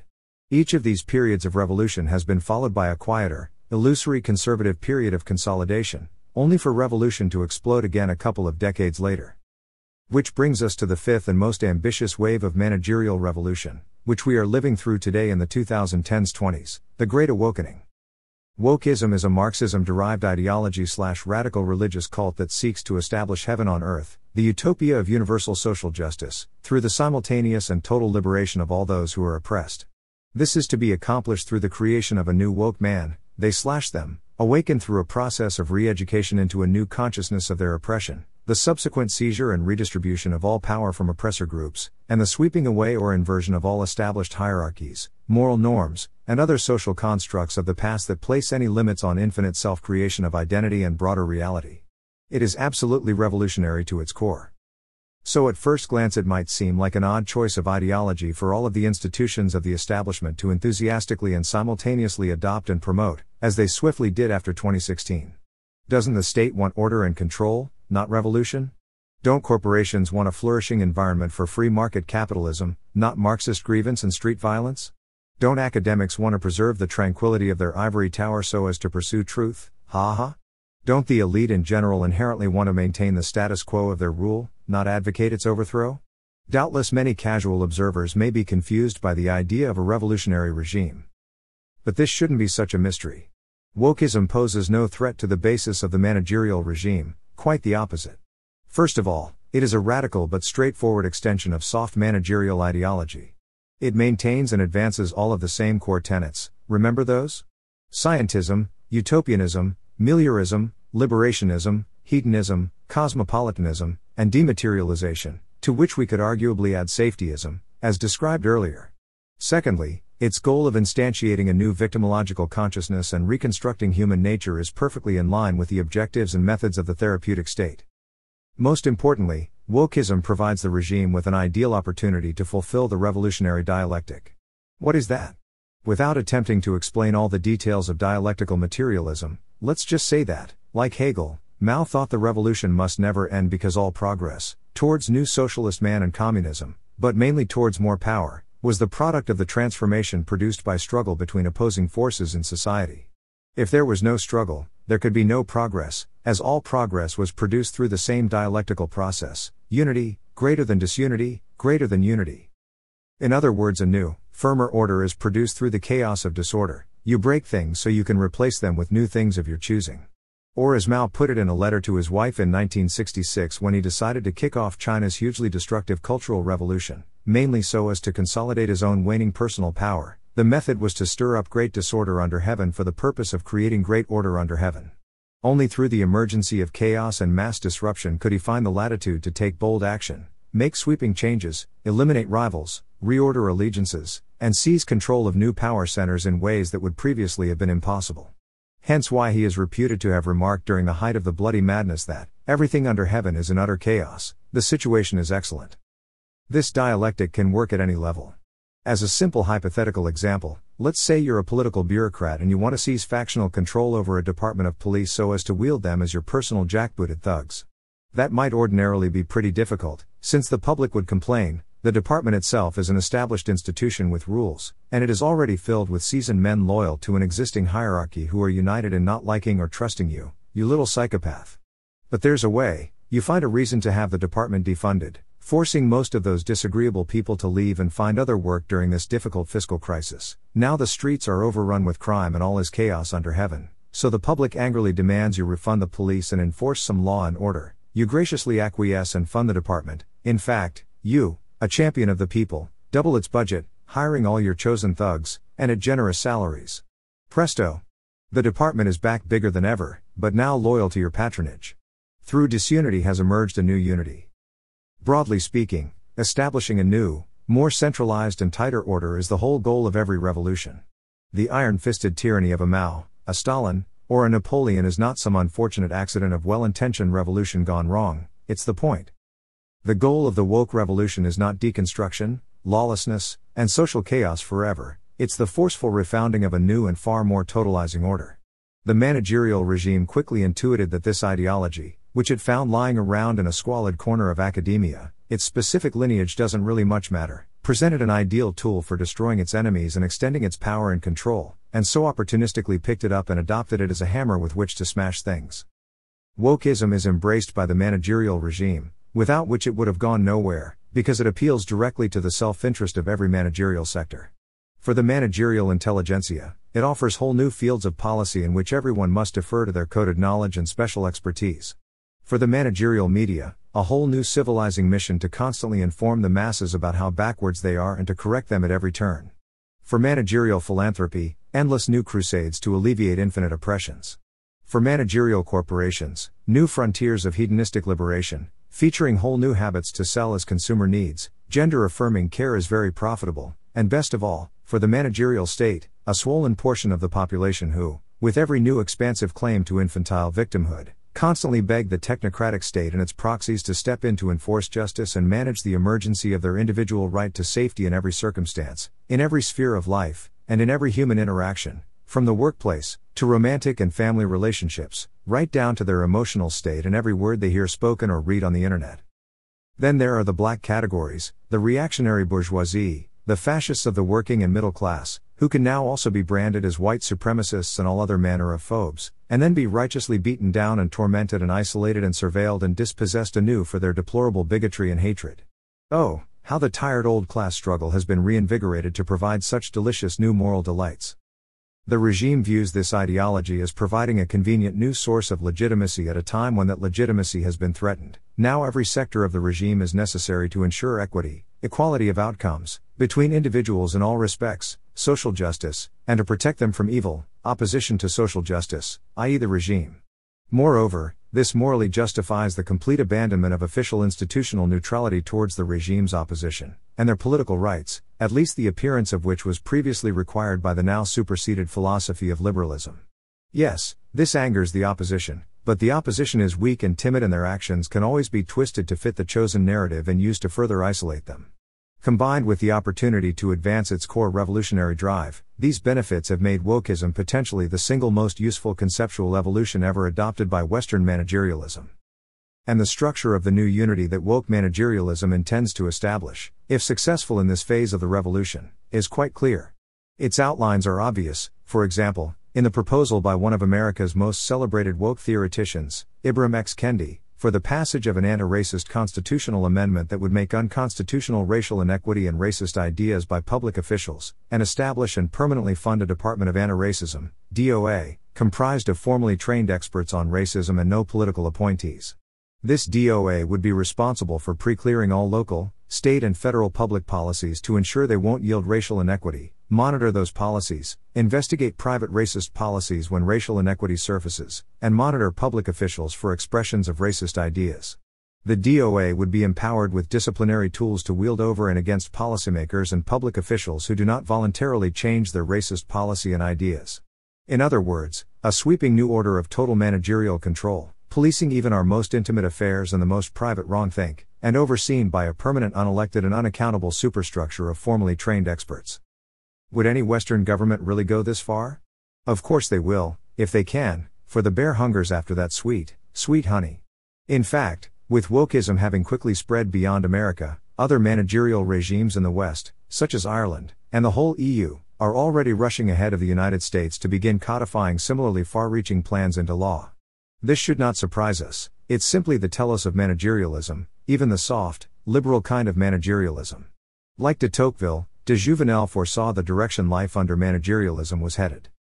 Where does it all lead to, this unending war waged by power against the other authorities which society throws up? Will the jaws of the great boa constrictor of human energies ever cease to close on all who in turn put these energies to their use? Where will it end? In the destruction of all other command for the benefit of one alone, that of the state. In each man's absolute freedom from every family and social authority, a freedom the price of which is complete submission to the state. In the complete equality as between themselves of all citizens, paid for by their equal abasement before the power of their absolute master, the state. In the disappearance of every constraint which does not emanate from the state, and in the denial of every preeminence which is not approved by the state.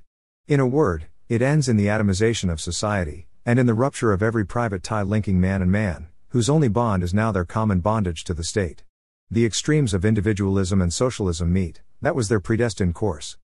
Although the master of our atomized masses wouldn't turn out to be fully recognizable merely as the state, his warning nonetheless stands: the end point of managerialism's revolutionary hunger for total control is necessarily totalitarian, all within the regime, nothing outside the regime, nothing against the regime. The extreme center, the securitization of everything, and rule by law. So, facing a crisis of popular legitimacy, managerial elites across the West have, in the name of resisting fascism, saving democracy, and achieving universal safety and social justice, begun to employ a wave of revolutionary methods to transform their regimes into even vaster Hobbesian monstrosities of compliance and control. No specific plot or conspiracy is necessarily needed to explain this, only the nature of managerialism. Fortunately, this project has not yet fully succeeded. It has encountered some unexpected democratic resistance from middle-class populism, which has at least somewhat slowed its transformational march. Nor can it yet openly operate outside the framework of the old democratic order and the lingering moral legitimacy that moldy shroud still provides. The regime must continue to advance mainly through existing mechanisms of legal and civic authority. Hence the upside-down world of our present transitional period, in which the new order constantly and loudly insists its mission is to defend the old order even as it dismantles it. This play-acting is aided by the fact that, being essentially nihilistic, modern managerialism is difficult to place on the traditional left-right political spectrum, at least as most people understand it. It is certainly left-wing in the sense that it is progressive and revolutionary, and therefore definitively anti-conservative. But it is not really egalitarian or communitarian, which many assume the left must embody. Though the regime may trumpet these principles in rhetoric, in reality its vision of technocratic rule is firmly oligarchic, aligning the few against the many. It is certainly not anti-imperial or anti-war. Nor is it anti-capitalist, at least in the sense that it encourages market activity and facilitates the accumulation of immense private wealth by the few. But it is hardly libertarian either. The most reliable way to wealth is a crony-patronage relationship with the state, and no matter how wealthy or independent-minded they may be, an individual tycoon or corporation remains entangled by the tentacles of the administrative state and the wider bureaucratic managerial regime. And, disdaining human virtue, excellence, and agency, it firmly rejects the hierarchical, aristocratic virtues of the right in favor of an infantile, easily managed radical individualism, in doing so essentially making a horseshoe back to collectivism. In the end, managerialism combines, as de Jouvenel said, the extremes of individualism and socialism alike. This helps to confuse and disguise its radical nature and allow it to consistently drape itself in the shimmering cloak of the reasonable, moderate, representative middle, whether the center-left or center-right. Of course, it is actually none of these things, except the center of power. The extreme center is therefore potentially a useful descriptive term here. The term identifies the concentration of power into a single establishment or ruling class that is united by shared interests, no matter how many formal political parties this may include, and which portrays itself as the dispassionate voice of moderation and reason facing off against the extremes, any opposition outside this bloc. In this situation, politics becomes a struggle not between two or more parties or factions debating which specific policies of government to implement, but a defense of the inner against the outer, of the center versus the periphery. The center defines the window of normal, legitimate, or acceptable policies and opinions, while the periphery and its views are painted as dangerous, illegitimate, and unacceptable for consideration or compromise, no matter how much popular support they may embody. Ideological clarity or constancy is of little importance here. The only unifying goal of the center's bloc is to protect its comfortable monopolization of decision-making and status by excluding or subjugating anyone who might challenge its collective interests. The center, having thus transformed politics into a psychodrama of its civilized struggle against surrounding barbarians, becomes willing to take radical action to maintain the stability of its control, no matter how much it disrupts and destroys in the process. This includes actively anti-democratic, extra-constitutional, or otherwise norm-breaking actions that are justified as necessary to defend norms, read, the norm of establishment control. Like a body with an autoimmune disorder, over time the center becomes extreme in its self-protective behavior, potentially undermining its own legitimacy and societal stability in the process. This of course only makes it more paranoid about the need to maintain strict control of power. This paranoia engenders a sense of being under siege, along with a feedback loop that produces a steady slide into more and more suspicion and perceived need for greater security. This dovetails perfectly with the processes of bureaucratization and safetyism discussed earlier. Soon everything has become a matter of security. And once something becomes a matter of security, it becomes a matter of existential necessity, and therefore suitable for exception from the established processes and rules of collective decision-making and accountability, democratic or otherwise, given that in an emergency it is justifiable to suspend normal procedures for the sake of expediency. But of course once everything is a matter of security everything becomes an emergency, and so anything is justified. Permanent emergency becomes a procedural basis for governance.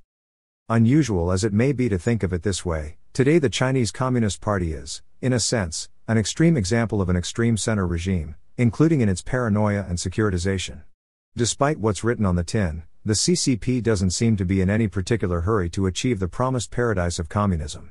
It has, after all, engaged in decades of capitalist reforms in order to get rich. Let's just say its ideological interpretation has proven flexible over time. If for example you're part of a Marxist student group in China today and are naive enough to try to organize discontented local sweatshop laborers into an independent union, as foolish students there do now and then, you will be arrested faster than you can shout "Workers of the world unite."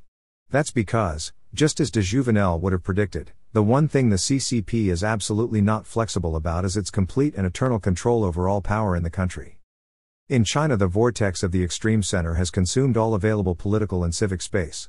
Only the party and its members can be permitted any power to organize or make decisions, and all the key institutions of the country, such as the military, the People's Liberation Army, must pledge their absolute loyalty specifically to the party, not to the state or the nation, the people. This instinct to keep all power concentrated into the hands of the party center is inherent to the CCP's Leninist roots but is also part and parcel of its extreme centrism and broader managerial nature. So too is its obsession with maintaining what General Secretary Xi Jinping describes as total security.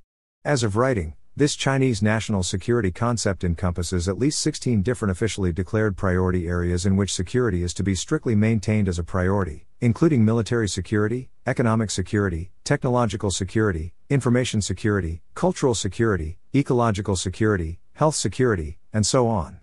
At the top of the list is political security, which is described as the bedrock of the party, the state, and all of Chinese society. Political security means no one is ever able to threaten the power of the center. Now also ruled by an extreme center, the United States has unsurprisingly begun to develop its own milder case of this securitization of everything in recent decades. This started in earnest after 9/11 and accelerated after 2016 with the manufactured panic over foreign election interference and disinformation. China is also notably quick to accuse hostile foreign forces of being behind every embarrassment and setback for the regime. Then came the Great Awakening, the 2020 election year, and COVID. Securitization began reaching more total levels. The Cybersecurity and Infrastructure Security Agency, CISA, a new government body so besotted with security that its name includes the word twice, has for example embraced as its mission the need to use mass censorship of public and private communications to secure not only America's network infrastructure but also its political infrastructure and even its cognitive infrastructure, i.e. the minds of every American. The therapeutic state has begun to merge with the security state. This securitization of everything has been effective. By appealing to fear, the regime has been able to at least temporarily place its legitimacy crisis into a state of suspended animation by deflecting attention from its own faults and failures and justifying its own turn to increasingly extreme behavior. The incentive to emphasize foreign threats is particularly strong because it allows domestic opponents to be associated with foreign enemies, potentially to such a degree that the distinction can be blurred and their rights as citizens then effectively revoked. Most importantly, the securitization of everything by the extreme center has eased America's ongoing transition to a rule-by-law system. Not to be confused with rule of law, rule by law is another useful CCP concept. On one level, rule by law is simply a recognition that in order to maintain stability and a harmonious, compliant society, there need to be laws on the books, and people generally need to be made to follow them. This is called law-based governance, and Xi Jinping has made strengthening it through greater professionalization of the legal administrative system a key priority for China's development. At the same time, however, the rule-by-law concept explicitly rejects the erroneous Western thought encapsulated by the phrase "no one is above the law." How can anything be above the rule of the CCP? There can be no rule of law over the party center, because the law is only a set of procedures, a tool of governance. To fully govern the country by law, Xi has explained, means to strengthen and improve the party's leadership and to ensure the effective implementation of the party's line, principles, and policies through rule by law. The whole point of law is to facilitate the rule of the party, so of course the party's leadership is above the law. This is only logical. If the law is a tool of human management, how can it restrict and rule over the managers who create it? Laws exist to rule the ruled. If rulers choose to exempt themselves from rules, that's not hypocrisy, just power. After all, sovereign is he who decides the exception. An appeal to the supremacy of the law, or that no one is above the law, is, when you think about it, a rather weird idea. It is only conceivable if even the highest of earthly powers accepts that there is some even higher power, whether a god or some other transcendent, unchanging, and just order which the law itself reflects, that can and will hold them accountable, in this life or the next, for defiling the spirit of the law, justice. Absent such a power, the rule of law is nonsensical and only rule by law remains. Managerialism of course cannot permit or even conceive of any power higher than itself. Its entire raison d'etre is to reorder and control all of existence, and to accept that anything is beyond its reach would undermine its whole basis. Therefore managerialism and rule of law cannot coexist. So, in a rule by law America, laws, a great jungle of them, would still be on the books, but their interpretation and application would inevitably vary extensively in order to best suit the managerial regime in any given situation. Since, just like in China, their purpose would be to ensure the effective implementation of the party's line, principles, and policies through rule by law, when and to whom laws are applied would be largely determined on the same inside versus outside basis that defines the extreme center.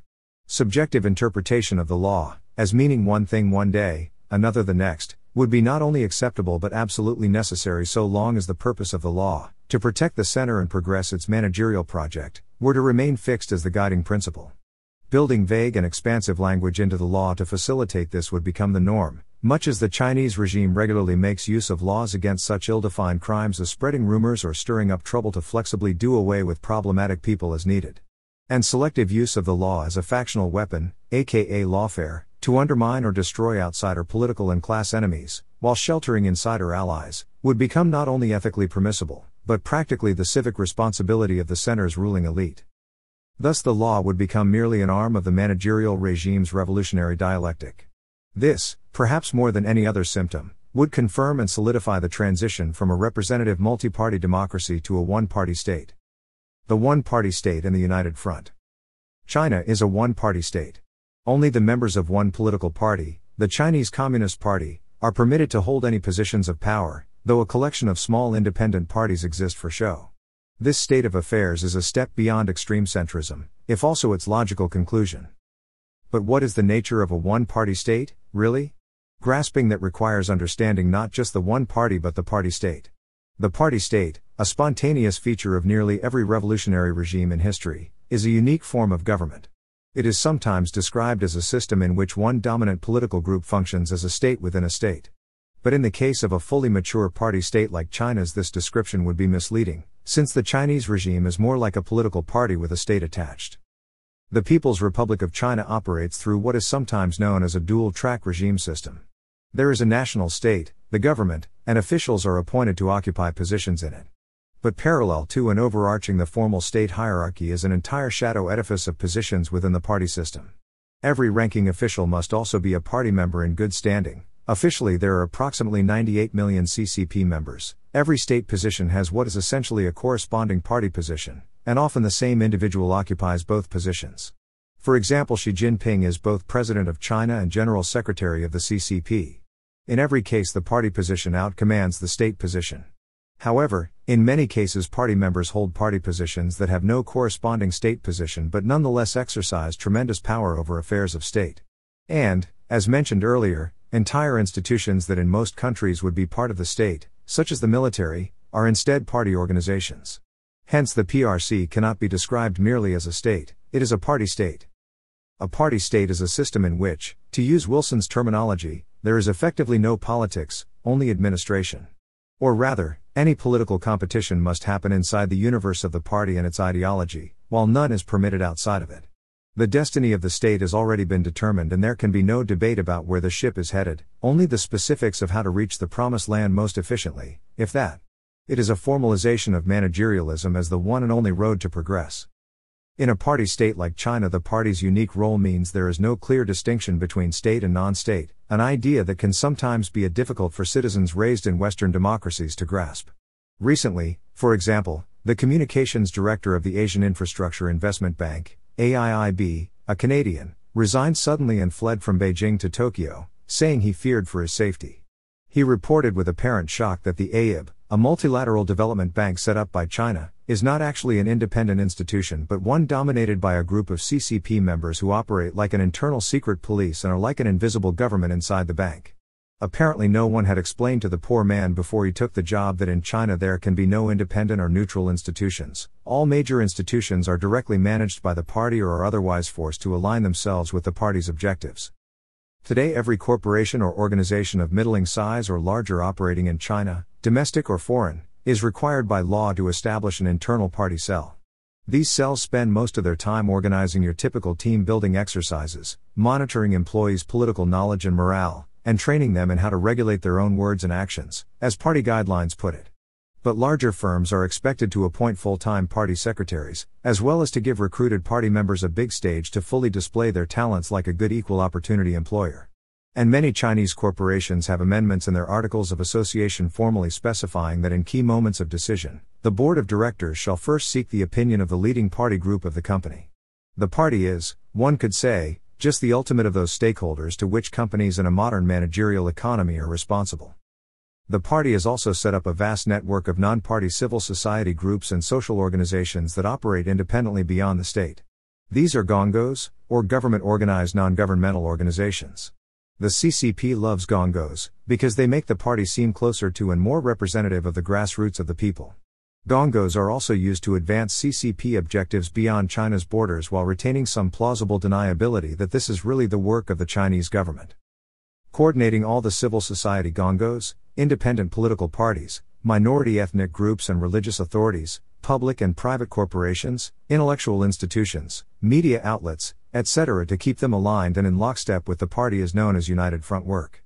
Due to a few recent political scandals in places like Australia and Canada, the United Front has broken into Western awareness as a thing, but largely only in the form of some shadowy intelligence organization running global influence operations to infiltrate and surveil populations of overseas ethnic Chinese and subvert democratic politics. This is absolutely something the United Front does, but it's also much more than that. The United Front, a Leninist idea adopted by Mao, began originally as a strategy to deceptively unite the broadest possible coalition, for example communists with nationalists and liberal socialists, to fight against and defeat imperialist aggression, after which non-communist temporary allies were to be, as Stalin put it, squeezed out like lemons. But the CCP soon realized the United Front was way too useful to ever fully dismantle. The party managed to use entryist tactics, subversion, and intimidation to co-opt and repurpose many non-communist organizations, and over time it developed a whole network of front groups and fellow travelers capable of being used for organic mobilization on the party's behalf. This network, the United Front, also serves to helpfully create an image of democratic pluralism and grassroots popular support for the party's aims. So United Front work became one of the party's so-called magic weapons and the United Front only continued to expand in scope. Today, sections of society ranging all the way from China's tech billionaires to the triads, Chinese mafia, have been effectively incorporated into the United Front and are used for helpful patriotic purposes such as, in the gangsters' case, beating up democratic protesters in the streets or demolishing the homes of dissidents to send them a strong message. This is known as outsourcing repression. The United Front is what could be genuinely described as a whole-of-society operation. In China, the United Front has its own formal party office, the United Front Work Department, UFWD, dedicated to organizing it, but the institution's role shouldn't be overstated. United Front work is considered a job for the whole party. More importantly, in a metaphorical sense, the whole party state operates as if it were all one big United Front network. That is to say that, while the CCP is very hierarchical, nobody crosses Xi Jinping or disobeys his orders, it is also remarkably quick in its ability to synchronize as a horizontal network. China is a huge country, so while Xi may want to be an emperor, he can't even know about, let alone micromanage, everything going on in the system. And yet, the whole party state system can pivot almost instantaneously to focus on, often to the point of unhealthy fixation, and massively mobilize around new priorities as if it were a single hive mind. If the party center decides that the current thing is, say, food security, then suddenly almost every local party boss, newspaper, school principal, or corporate office hall monitor is going to spend at least the next month talking endlessly about the dire menace of food waste and the critical national security contribution of composting, even without being specifically directed to do so. Specific directives or formal coordination are in fact largely unnecessary. That's because the whole of society penetration and vast structure of the party network allows it to automatically serve as a coordinating nervous system. And because in such a system loyalty to the party, signaled through ideological conformity, is far more important for advancement than competency. Only the most general of ideological guidance is therefore needed to prompt party cadres everywhere to strive, out of self-interest/self-preservation, to interpret, conform to, and at least rhetorically put into practice that guidance. As soon as the latest ideological system update is downloaded, everyone is off to the races, for better or worse.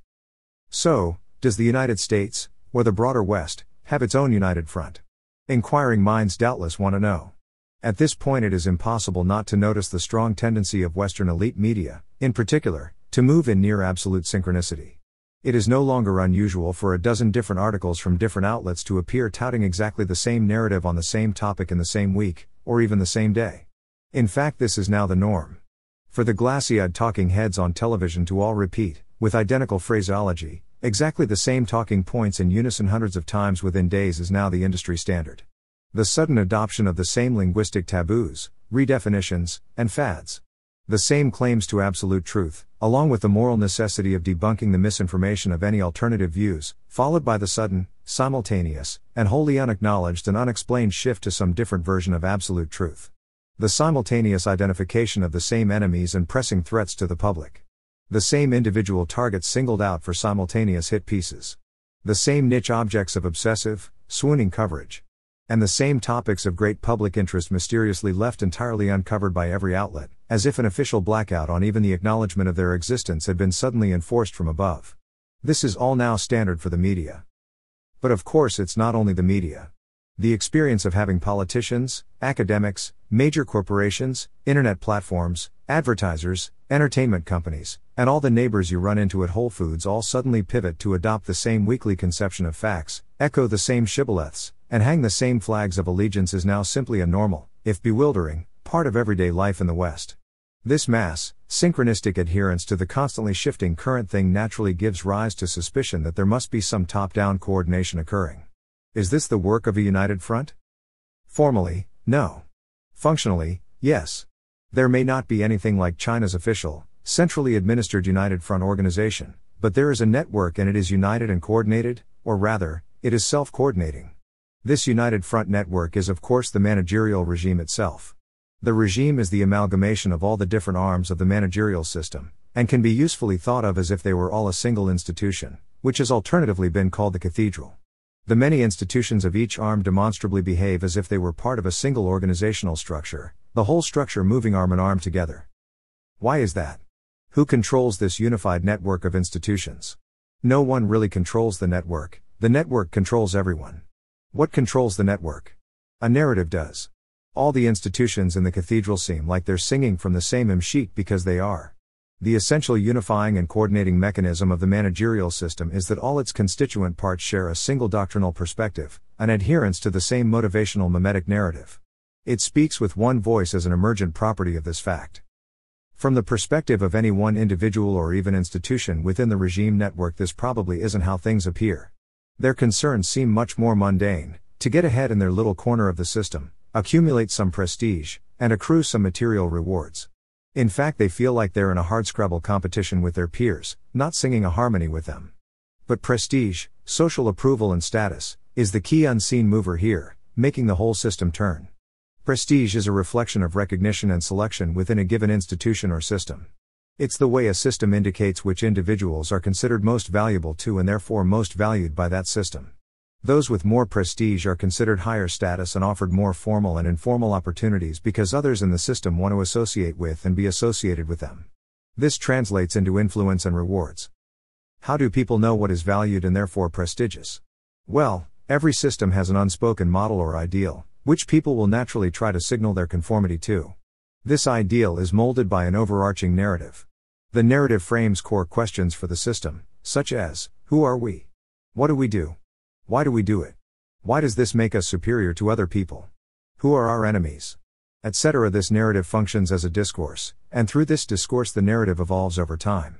Being evolutionary, it features Darwinian selection. Individuals or component parts of the system constantly advance narrative innovations through what they say and do. Some of these have, in evolutionary terminology, more fitness than others, and these ideas are selected, propagated, and integrated into the narrative. Those whose ideas are selected gain prestige, while rejection leads to loss of prestige. But what determines which narrative adaptations are fit to be carried forward?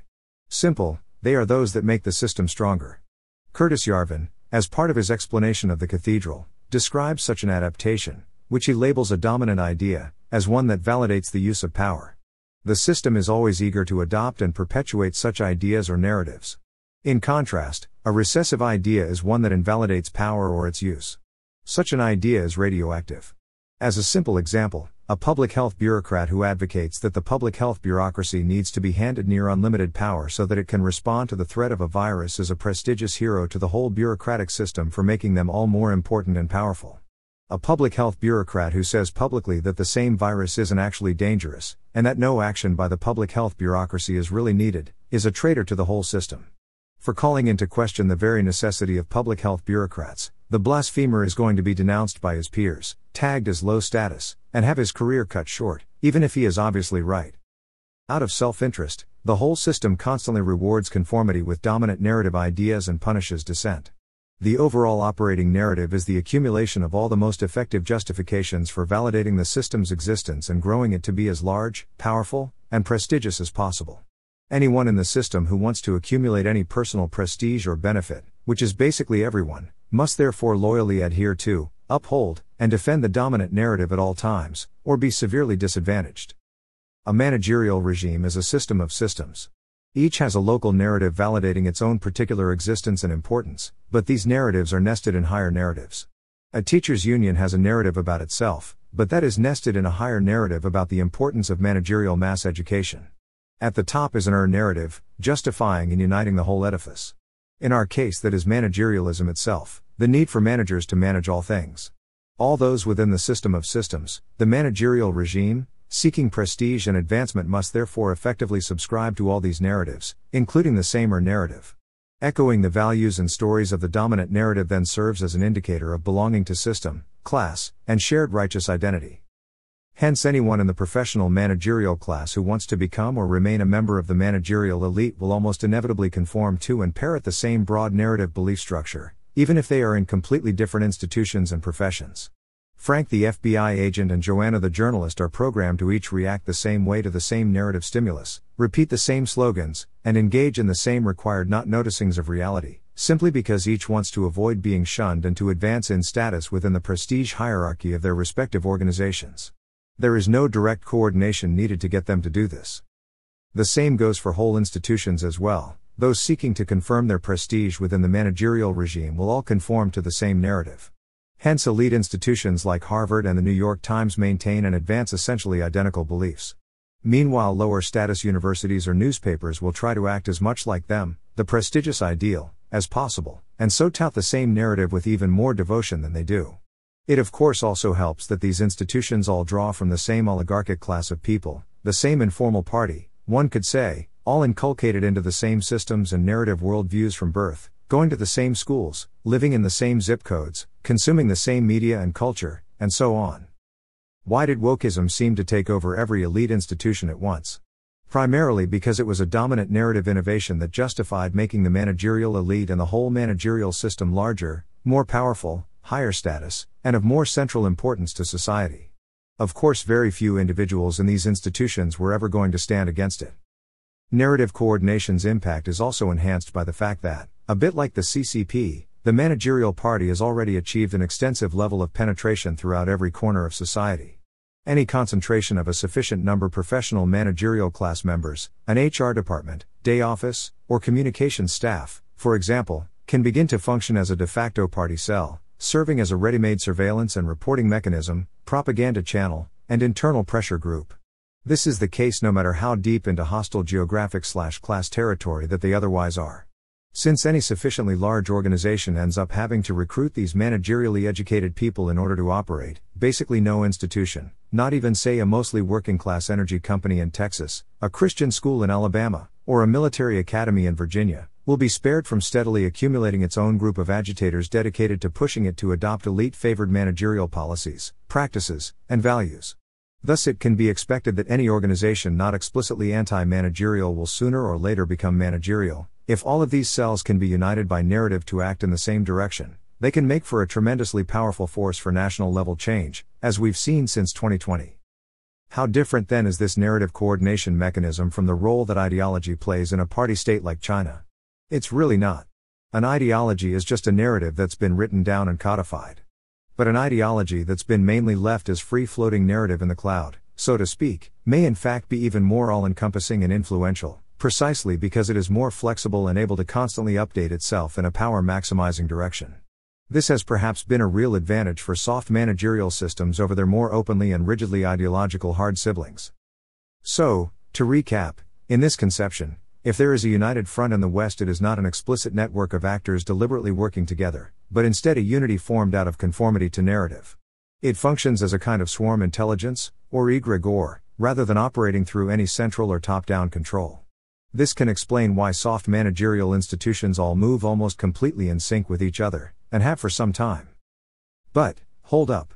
This doesn't quite match the reality of what we've seen develop in the West in recent years, including most obviously in the hulking form of the censorship industrial complex.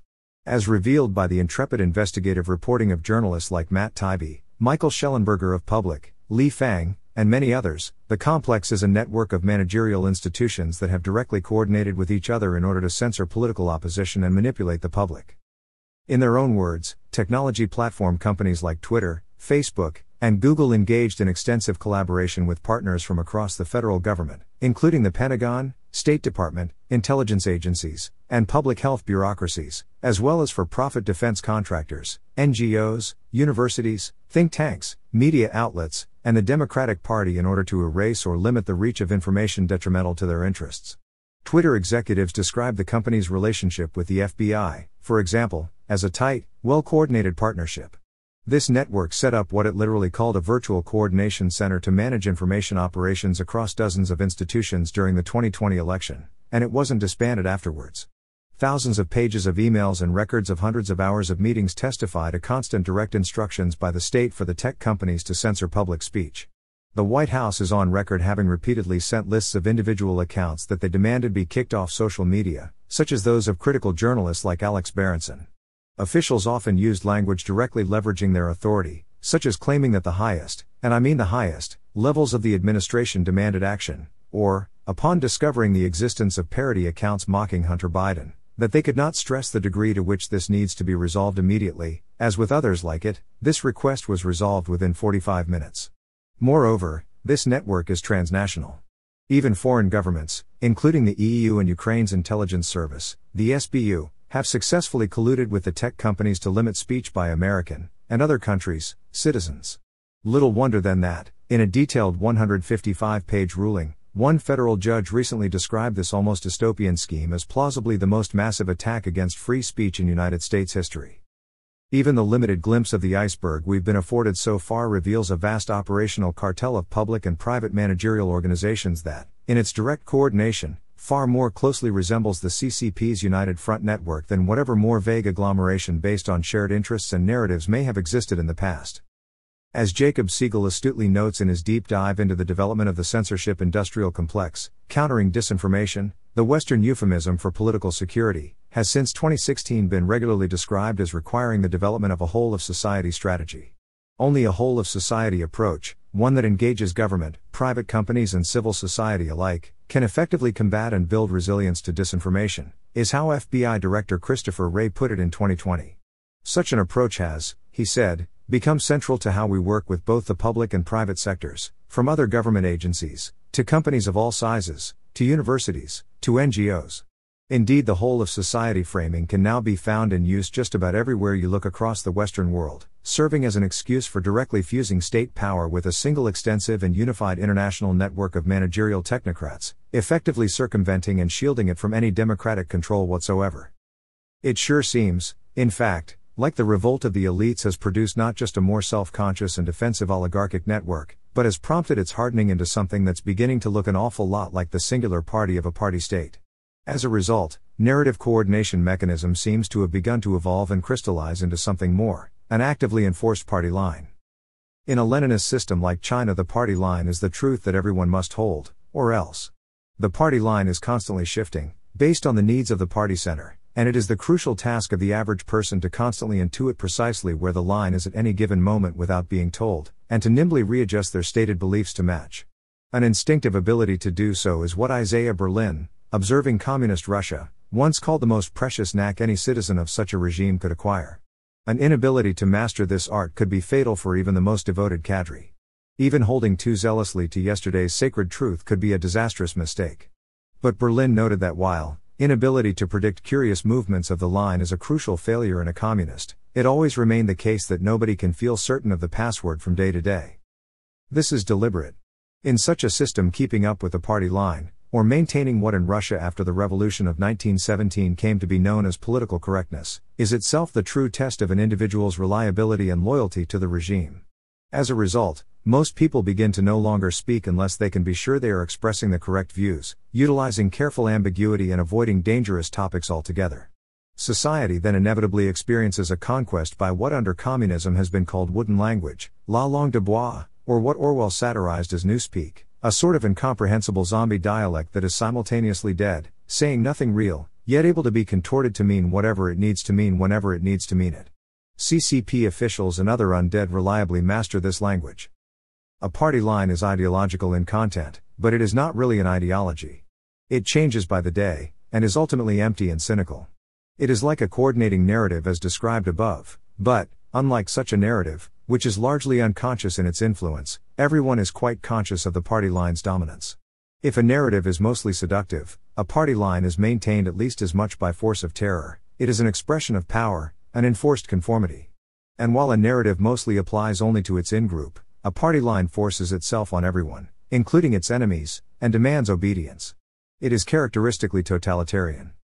Why might the West's more amorphous narrative have now hardened into a stricter party line? Well, it should be pointed out that a dominant narrative has no inherent incentive to keep it connected to reality. If the narrative is a discourse, it is in discourse only with itself.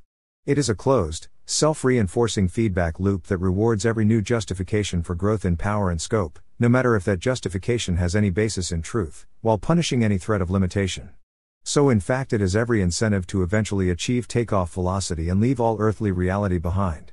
Those who insist on trying to reassert reality then become a threat to its growth. Protecting the narrative from reality becomes a core job of the narrative systems. The more unnatural, detached from reality, a system is, the more force is needed to impose it. The more the narrative is challenged, the more fiercely defended it is by those possessed by it, and the more they find the use of coercive power justified in doing so. Noble lies, at the very least, quickly become permissible in defense of the greater truth of the system, at which point those at the top of the system begin to tweak and manipulate the propagated narrative itself in an effort to defend it from its enemies. Simultaneously, a small core portion of those who have made it to the top are, unsurprisingly, psychopaths. For them the truth of the narrative was never important, only power, so they are happy to take more direct control of the narrative if they can. But since the narrative is in a sense itself psychopathic, given its power-maximizing nature, they form a sort of symbiotic relationship to grow together. Either way, for cynic and true believer alike, the narrative becomes, naturally, something to be managed. Combine this with an extreme center rapidly growing more paranoid about threats to its legitimacy and control, and more determined to respond with a managerial united front, and we get a party line. Through it, the singular unreality of a one-party state is to be forced on everyone. While the success of this prospect may sound unrealistic, the party seems to be in luck. New technologies offer it tantalizing hope that the total administration of reality can indeed soon be achieved, and narrative harmony restored. Subscribe. Reality Management. Pondering the censorship industrial complex, Matt Taibbi remarked in a July 2023 podcast with the writer Walter Kern that all the assorted experts involved have, by devising digital mechanisms by which they can turn down the volume on different ideas on the internet, through tools like de-amplification, shadow banning, search manipulation, and the selective addition of friction, such as spurious content warnings, in effect appointed themselves as unelected masters of the universe messing around with reality itself. Kern then followed up with an evocative metaphor. They're mixing a record, Matt. They're sitting there at a soundboard mixing a record. A little more cowbell. Let's bring down the bass. Let's bring up the treble, and they use words like friction and other mechanical metaphors for what they do to actual people. And we're all just kind of bytes and digits in this musical production they call society. And it does sound crazy because it sounds so arrogant, so effortlessly arrogant, as though social processes are computer processes and as though the thoughts, feelings, and opinions of a society are different instruments in a recording studio to be brought up in intensity or pushed out.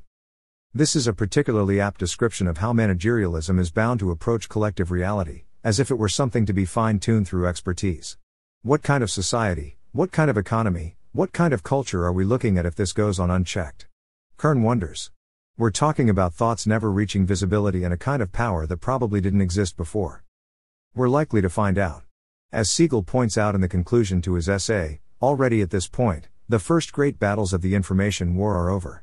The clumsy initial forays by the censorship industrial complex have been waged by a class of journalists, retired generals, spies, Democratic Party bosses, party apparatchiks, and counterterrorism experts against the remnant of the American people who refuse to submit to their authority.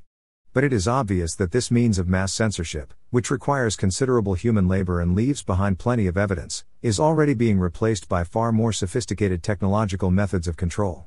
Future battles fought through AI technologies, Siegel warns, will be harder to see. Artificial intelligence and other advances may allow for a far more precisely and comprehensively controlled information environment. The result could be a world in which automated censors are capable not only of instantaneously detecting and removing content disagreeable to the regime, but are able to completely filter and shape all of the information that reaches any person through the internet. Search results could be manipulated, inconvenient facts and data made simply undiscoverable. Definitions, official records, databases, and digital textbooks or even literature could be altered on the fly to match the party line.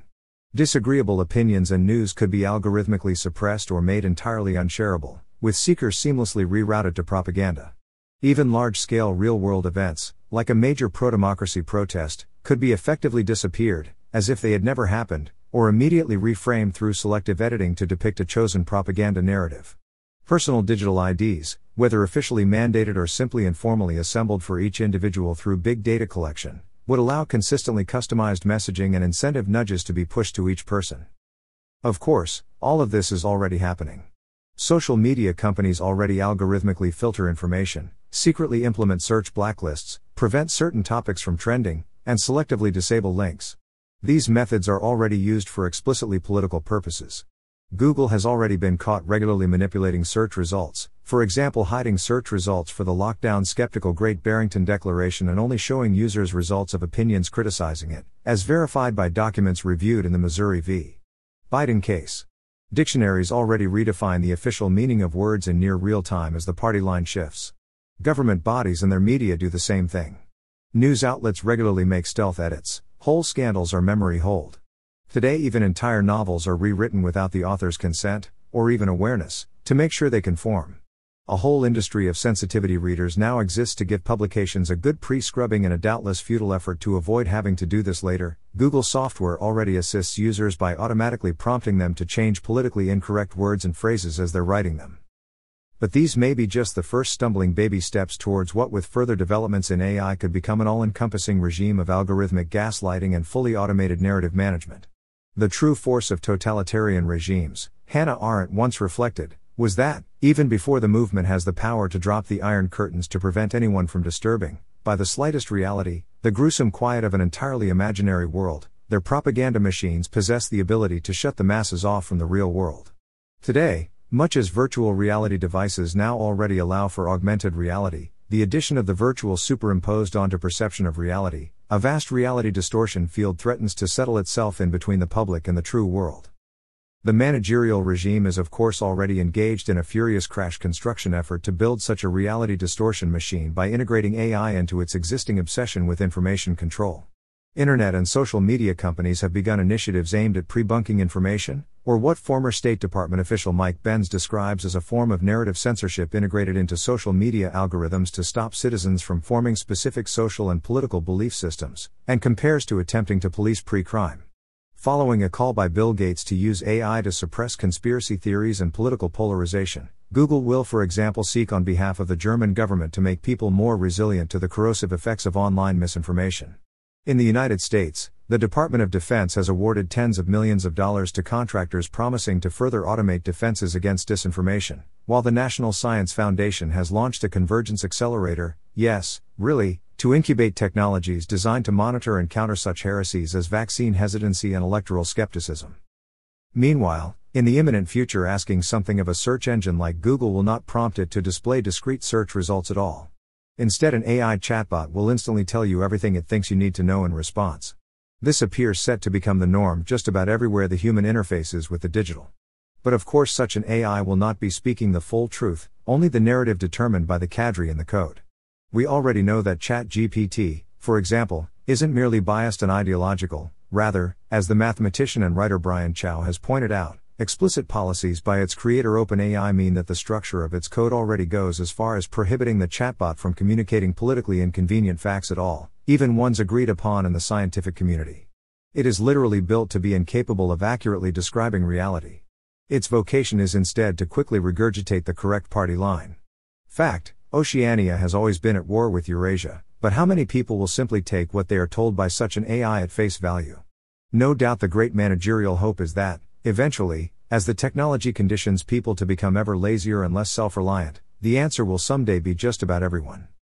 Prominent venture capitalist and technologist Mark Andreessen predicts that rapidly accelerating advances in AI large language models like ChatGPT mean that we will soon live in a world where every child will have an AI tutor that is infinitely patient, infinitely compassionate, infinitely knowledgeable, infinitely helpful. In fact, everyone will have an equally wonderful AI assistant/coach/mentor/trainer/advisor/therapist perched at their ear at all times to tell them what to believe.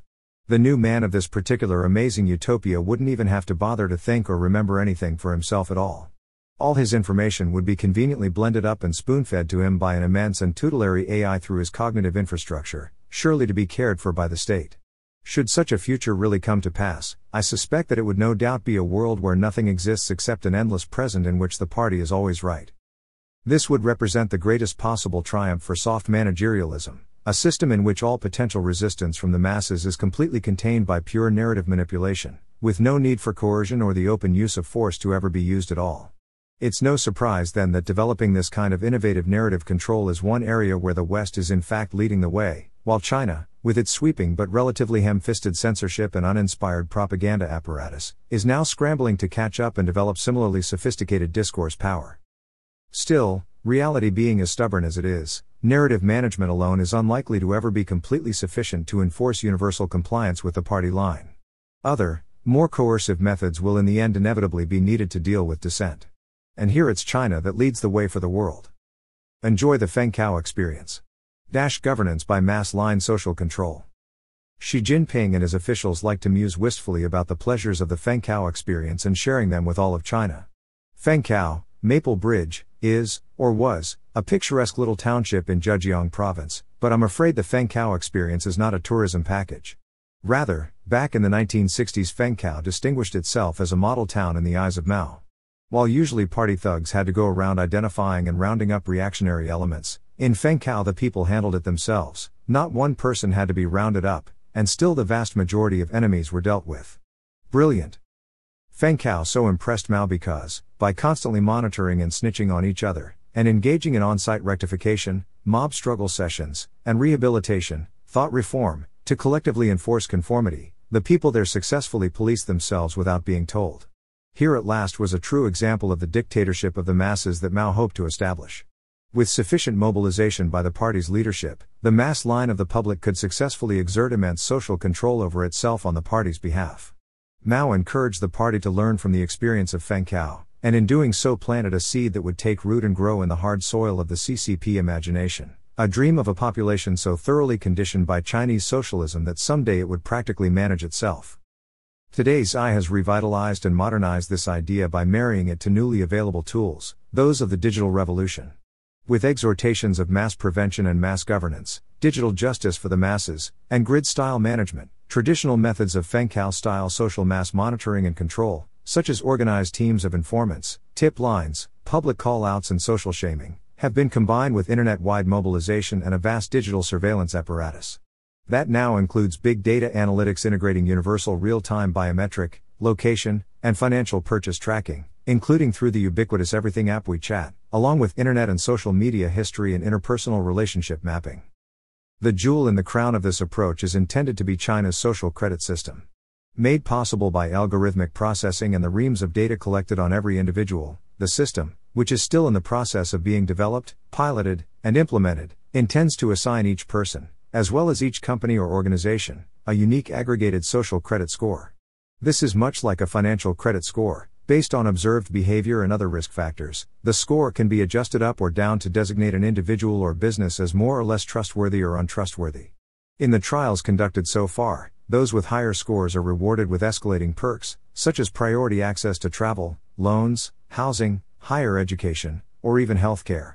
Those with lower scores face escalating punishments, such as losing access to the financial system, prohibition from buying luxury goods, airplane or high-speed rail tickets, or real estate, as well as denial of admission for themselves or their children to certain schools and universities. Billed as a benign means of increasing the overall level of trust in society, the stated goal of the system is to allow the trustworthy to roam everywhere under heaven while making it hard for the discredited to take a single step. Points can be gained by doing good deeds like volunteering, or amplifying government propaganda. Companies can donate to Gongo charities and comply with corporate social responsibility schemes. Points are lost through bad behavior, such as littering, not promptly paying bills and fines, traffic violations, jaywalking, causing a public disturbance, or spreading harmful misinformation on the internet, especially about the regime. Most recently, environmental regulation has begun to be integrated with the credit system, with ungreen behaviors factored into scores. Importantly, the system is deliberately social in nature. Those with low scores are publicly listed and shamed online or on public billboards. Even some dating apps have trialed incorporating social credit scores. Most significantly, because having too many relationships with people who have low scores risks lowering one's own score, people have an incentive to avoid associating with the discredited at all, accelerating their progressive unpersoning by society. Though the social credit system is still under construction and not yet fully implemented, a reason seized on by a surprising number of apologists in the West to downplay or dismiss its existence entirely, the totalitarian thrust of the idea is absolutely clear, and has been since plans for it were first laid in 2014. Its purpose is to universalize the Feng Cao experience, or what is alternatively identified by the party as social governance. As a report by the Canadian Security Intelligence Service aptly puts it, social governance describes a system that is self-managing, one that can automatically adjust itself to help the party consolidate and expand power. In this context, the report notes, the function of social credit in the CCP's management methodology is to automate individual responsibility, a concept according to which each citizen upholds social stability and national security. In other words, the social credit system aims to use comprehensive immersion in an inescapable system of constant positive and negative reinforcement, mixing rewards and punishments, subtly tweaked as needed, as if making adjustments on a soundboard, to completely condition its citizens. Or, one might say, it effectively covers the surface of society with a network of small complicated rules, minute and uniform, through which the most original minds and the most energetic characters cannot penetrate. The goal of this gamification of the mind is, as usual, to create a new man to fit into the managerial machine. We do not need to speculate that this is the intention, It is always and everywhere the inexorable object of managerialism, psychoanalysis carried in it the promise that it can be done. This social engineering has already been effective. I vividly recall, for example, how visiting China even as late as the 2000s or mid-2010s, absolutely everyone used to jaywalk all the time.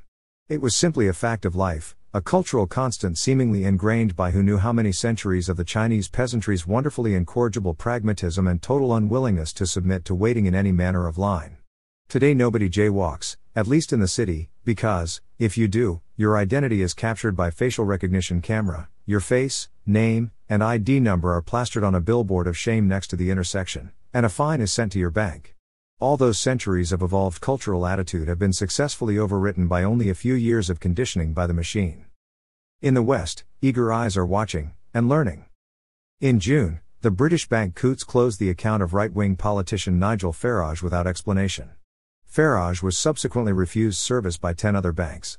Internal risk documents produced by the bank and obtained by Farage soon showed Coutts' reasoning for exiting him from his account. Farage had been found to no longer be compatible with Coutts given his publicly stated views that were at odds with our position as an inclusive organization. The terrible sins listed on Farage's rap sheet included being friends with Donald Trump and unvaccinated tennis champion Novak Djokovic, campaigning for Brexit, using the word globalist with a negative connotation, being climate denying / anti-net zero, being seen as xenophobic and racist, and having been a fascist when he was a schoolboy, according to some rumors once heard by someone said to be in the know. Together this evidence proved Farage was increasingly out of touch with wider society, i.e. progress, and thus presented an ongoing reputational risk to the bank. So, especially when considering our stance specifically on ESG / diversity, he had to go. In this case, having been caught red-handed debanking a prominent and savvy politician for political reasons, the bank was ultimately forced to apologize and some of its top officials to resign. Such consequences are an exception to the rule, however. Politically motivated debanking has in recent years become increasingly routine practice across the West. Most memorably, Justin Trudeau's Canadian government invoked emergency powers to freeze the bank accounts and seize the assets of the truckers protesting his destructive vaccine mandates and demagoguery. Canadians who had merely donated money to support the truckers also had their accounts frozen. This tactic of using financial levers to personally destroy political dissidents and shut down protests has since quickly spread around the world, also being used against protesting truckers in Brazil, for instance. Debanking initiated by the banks themselves appears to have become even more common, however. In the same month as Farage, for example, the UK's Reverend Richard Fothergill had his account closed on the spot after offering mild disagreement with his bank's relentless promotion of transgender ideology on a customer feedback survey. The bank told him this view was not tolerable. Also in the same month, Scottish anti-woke blogger Stuart Campbell had his account of 25 years closed by the bank First Direct without his even being notified. He only discovered the fact upon suddenly finding himself unable to use his card to buy groceries. In the US, mere days after the Farage scandal, J.P. Morgan Chase shuttered the bank accounts of anti-vaccine proponent Dr. Joseph Mercola, as well as his business CEO, CFO, their spouses, and all of their children. Again, these are all examples from within just a single month. And such cases that manage to draw public attention are doubtless only the tip of the iceberg. Farage says he has begun assembling a very large database of potentially thousands of similar cases from the UK alone. Nor are banks the only ones involved. Online payment platforms have joined in too. GoFundMe seized money donated to the Canadian truckers through its platform on its own initiative. In May, Konstantin Kissin's popular anti-woke trigonometry podcast was deplatformed by fintech company Tide. PayPal, in one of the more symbolic instances of its especially prolific debanking habit, cut off the Free Speech Union for promoting intolerance. PayPal also famously attempted to slip language into its user agreement allowing it to confiscate $2,500 from users each time they spread misinformation or said or did anything harmful or objectionable, all defined at PayPal's sole discretion. Why is this happening? Why would private banks and other businesses force out paying customers like this and risk courting public backlash? Because it is in their interest to do so if they want to survive and thrive, and indeed they have little choice. These banks are not really fully private actors, as they are part of the managerial economy and a budding managerial party state. The business of a managerial business is not business, it's managerialism. And once more, there can be no neutral institutions in a party state. The party state's enemies are the institution's enemies, or the institution is an enemy of the party state, which is not a profitable position to be in. This is what reputational risk means, the risk of appearing to be on the wrong side of the party line. Hence why we find Coutts, a bank founded in 1692 and so quintessentially posh establishment that it banks the British royal family, decking out its entire headquarters in the rainbow regalia of loyalty and operating like it too is, like the AIB, controlled by an internal secret police. So, at the present moment, when the managerial system is defending itself against challenges from its anti-managerial populist enemies, the banks will automatically find themselves participating in the war effort. And the banks are on the front lines of that war, because financial control is the obvious next evolution for a hardening soft managerial system seeking new methods of stability maintenance beyond the usual practice of narrative control. In a digitized society, financial control is now, like narrative manipulation, entirely a matter of controlling virtual information.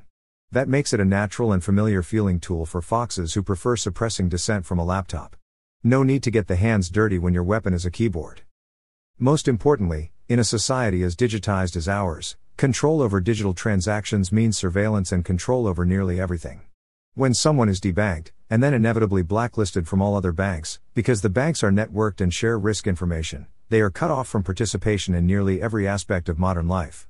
They will have no easy way to receive pay from a job, as cashing checks without an account incurs exorbitant fees, and they may even simply be fired to avoid inconvenience. U.S. federal law permits companies to make direct deposit mandatory. If they own a business, they will be left with no way to process the vast majority of payments, and won't have any functional means to distribute payroll to employees.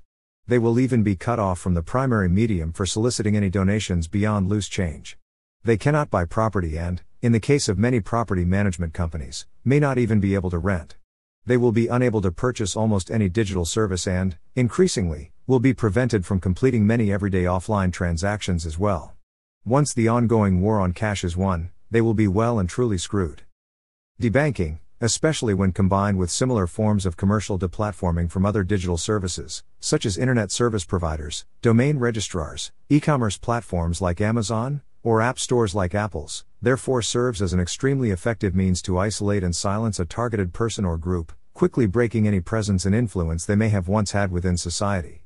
Which is of course the point. This appears to be a lesson taken directly from the Chinese method of dealing with dissidents. Having been subjected to similar means of unpersoning for years, the advent of digital authoritarianism has made such dissidents even more vulnerable to constant coercion, their destruction serving as a powerful incentive against crossing the party line. Now the social credit system has allowed a flexible and convenient means to apply that kind of coercion at scale. Utopia is doubtless just around the corner. Having dipped a few of their mandibles in to test the waters with other lessons from China, the West's managerial elite seem to have concluded that they now have the tools and latitude to begin implementing a similar system here. Although not yet anywhere near as comprehensive, this nascent system shares the same fundamental characteristics, using public-private coordination and social governance to collapse any distinction between public and private life, thereby greatly raising the risks for public nonconformity and dissent from the narrative.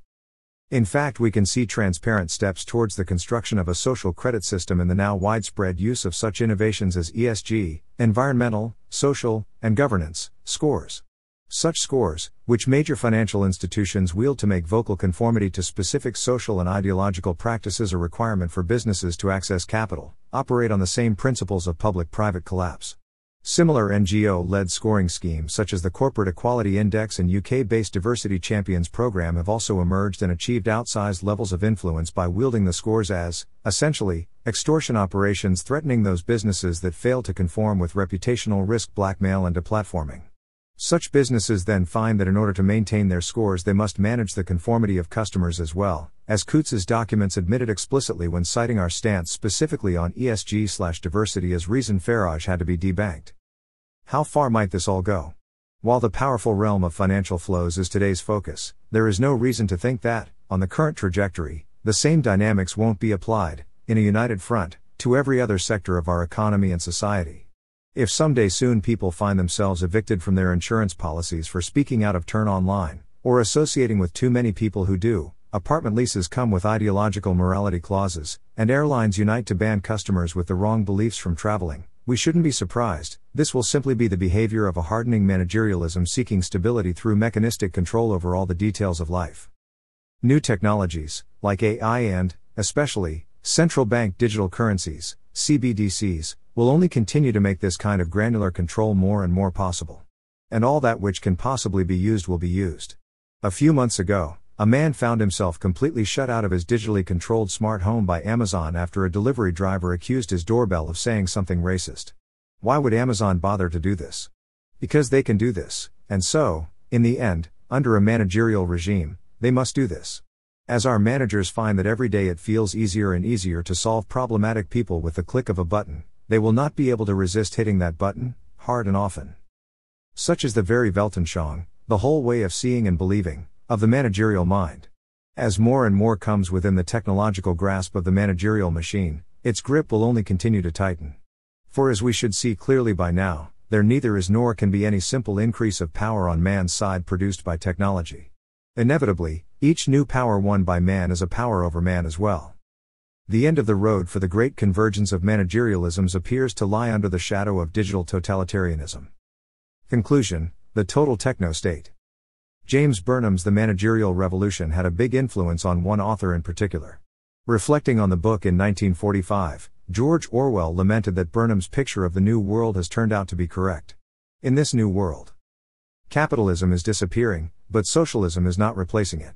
What is now arising is a new kind of planned, centralized society which will be neither capitalist nor, in any accepted sense of the word, democratic. The rulers of this new society will be the people who effectively control the means of production, that is, business executives, technicians, bureaucrats and soldiers, lumped together by Burnham under the name of managers. These people will eliminate the old capitalist class, crush the working class, and so organize society that all power and economic privilege remain in their own hands. Private property rights will be abolished, but common ownership will not be established. The new managerial societies will not consist of a patchwork of small, independent states, but of great superstates grouped round the main industrial centers in Europe, Asia, and America. These superstates will fight among themselves for possession of the remaining uncaptured portions of the earth, but will probably be unable to conquer one another completely. Internally, each society will be hierarchical, with an aristocracy of talent at the top and a mass of semi-slaves at the bottom. This vision of a world beset by managerial convergence would become the basis for Orwell's most famous novel, 1984. Now that world is taking shape. Use this simple, handy summary chart to see where it all went so wrong for your society. Today the great superstates struggle for possession of the earth.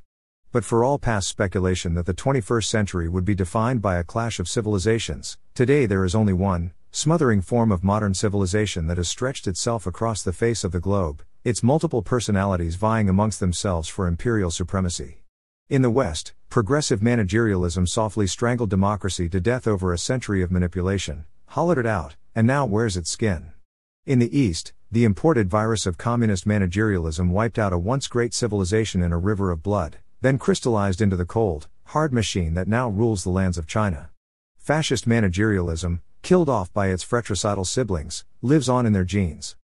Managerialism has today conquered the world so thoroughly that to most of us it may seem like the only possible universe, the very water in which we swim. With our history rewritten and our minds conditioned, just as Orwell, and other prophets, predicted, we now struggle even to perceive its existence, yet alone to break through the iron paradigm of managerial thinking and recognize that, as both a form of government and a way of being, it is in the human experience something wholly new, abnormal, tyrannical, and absurd. Birthed from the core conceits of modernity, the grotesque pathology of managerialism is defined by its boundless hubris and relentless reductionism. Viewing nature, man, and society all as raw material that through pure imagination and technical skill it can break down and reconfigure as it pleases, this Leviathan comes, in its pride, to believe that even reality must bend to its will. It is, in the ultimate narcissistic ambition of its idiot rationalism, inherently totalitarian. Indeed, the total and totalitarian is the very essence of managerialism at its deepest level, and the two cannot be disaggregated. And so managerialism always promises human progress and perfection but then inevitably delivers inhumanity on an industrial scale. The 20th century ended up being defined by the catastrophic upheaval and destruction that the first great wave of managerial totalitarianism inflicted on the world. The hydra of that totalitarian scourge, in its multiple visages, was amid that struggle wounded but never slain. Now the 21st century is being shaken by the upheaval of its resurgence.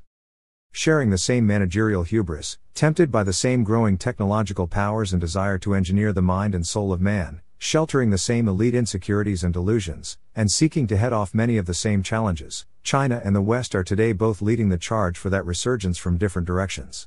Even as they roil and clash, each, hard and soft, modernist and postmodernist, is in its own way converging on the same destiny, the same socially engineered submission of everything human, real, and free to technocratic nihilism and the false reality of an all-encompassing machine government, to a total techno-state. It's in my view now clear that humanity's great task of the 21st century remains fundamentally the same as that left unfinished in the battles of the 20th, to reawaken and reassert the flame of the human spirit and reclaim its tradition of and natural right to self-governance. And then with that spirit, wielding the fire and sword of true human love and freedom, truth and right reason, to rise up in counter-revolution against the evil of its archenemy and tear the false order of managerialism and all its poisonous ideological spawn root and branch from the world forever. The Upheaval is a reader-supported publication. Please consider becoming a free or paid subscriber. If you've read this far, thank you, and I hope this was useful and worth your time. This took ages to write, but I decided to keep it free from the paywall because I think it's important that everyone really should understand, to the best of my meager ability to convey, what I believe is occurring in the world today. So if there is anyone you think ought to read this, then please, share it with them. And if you also believe this is important, please consider becoming a paid subscriber and leaving a comment below. I truly appreciate all your support. And if you happen to be wondering after reading all this, okay, but what is to be done? Don't worry. As I'll elaborate more in a separate post soon, this Substack will now be pivoting to that question as its main subject moving forward. So if you're interested in that, why not go ahead and subscribe?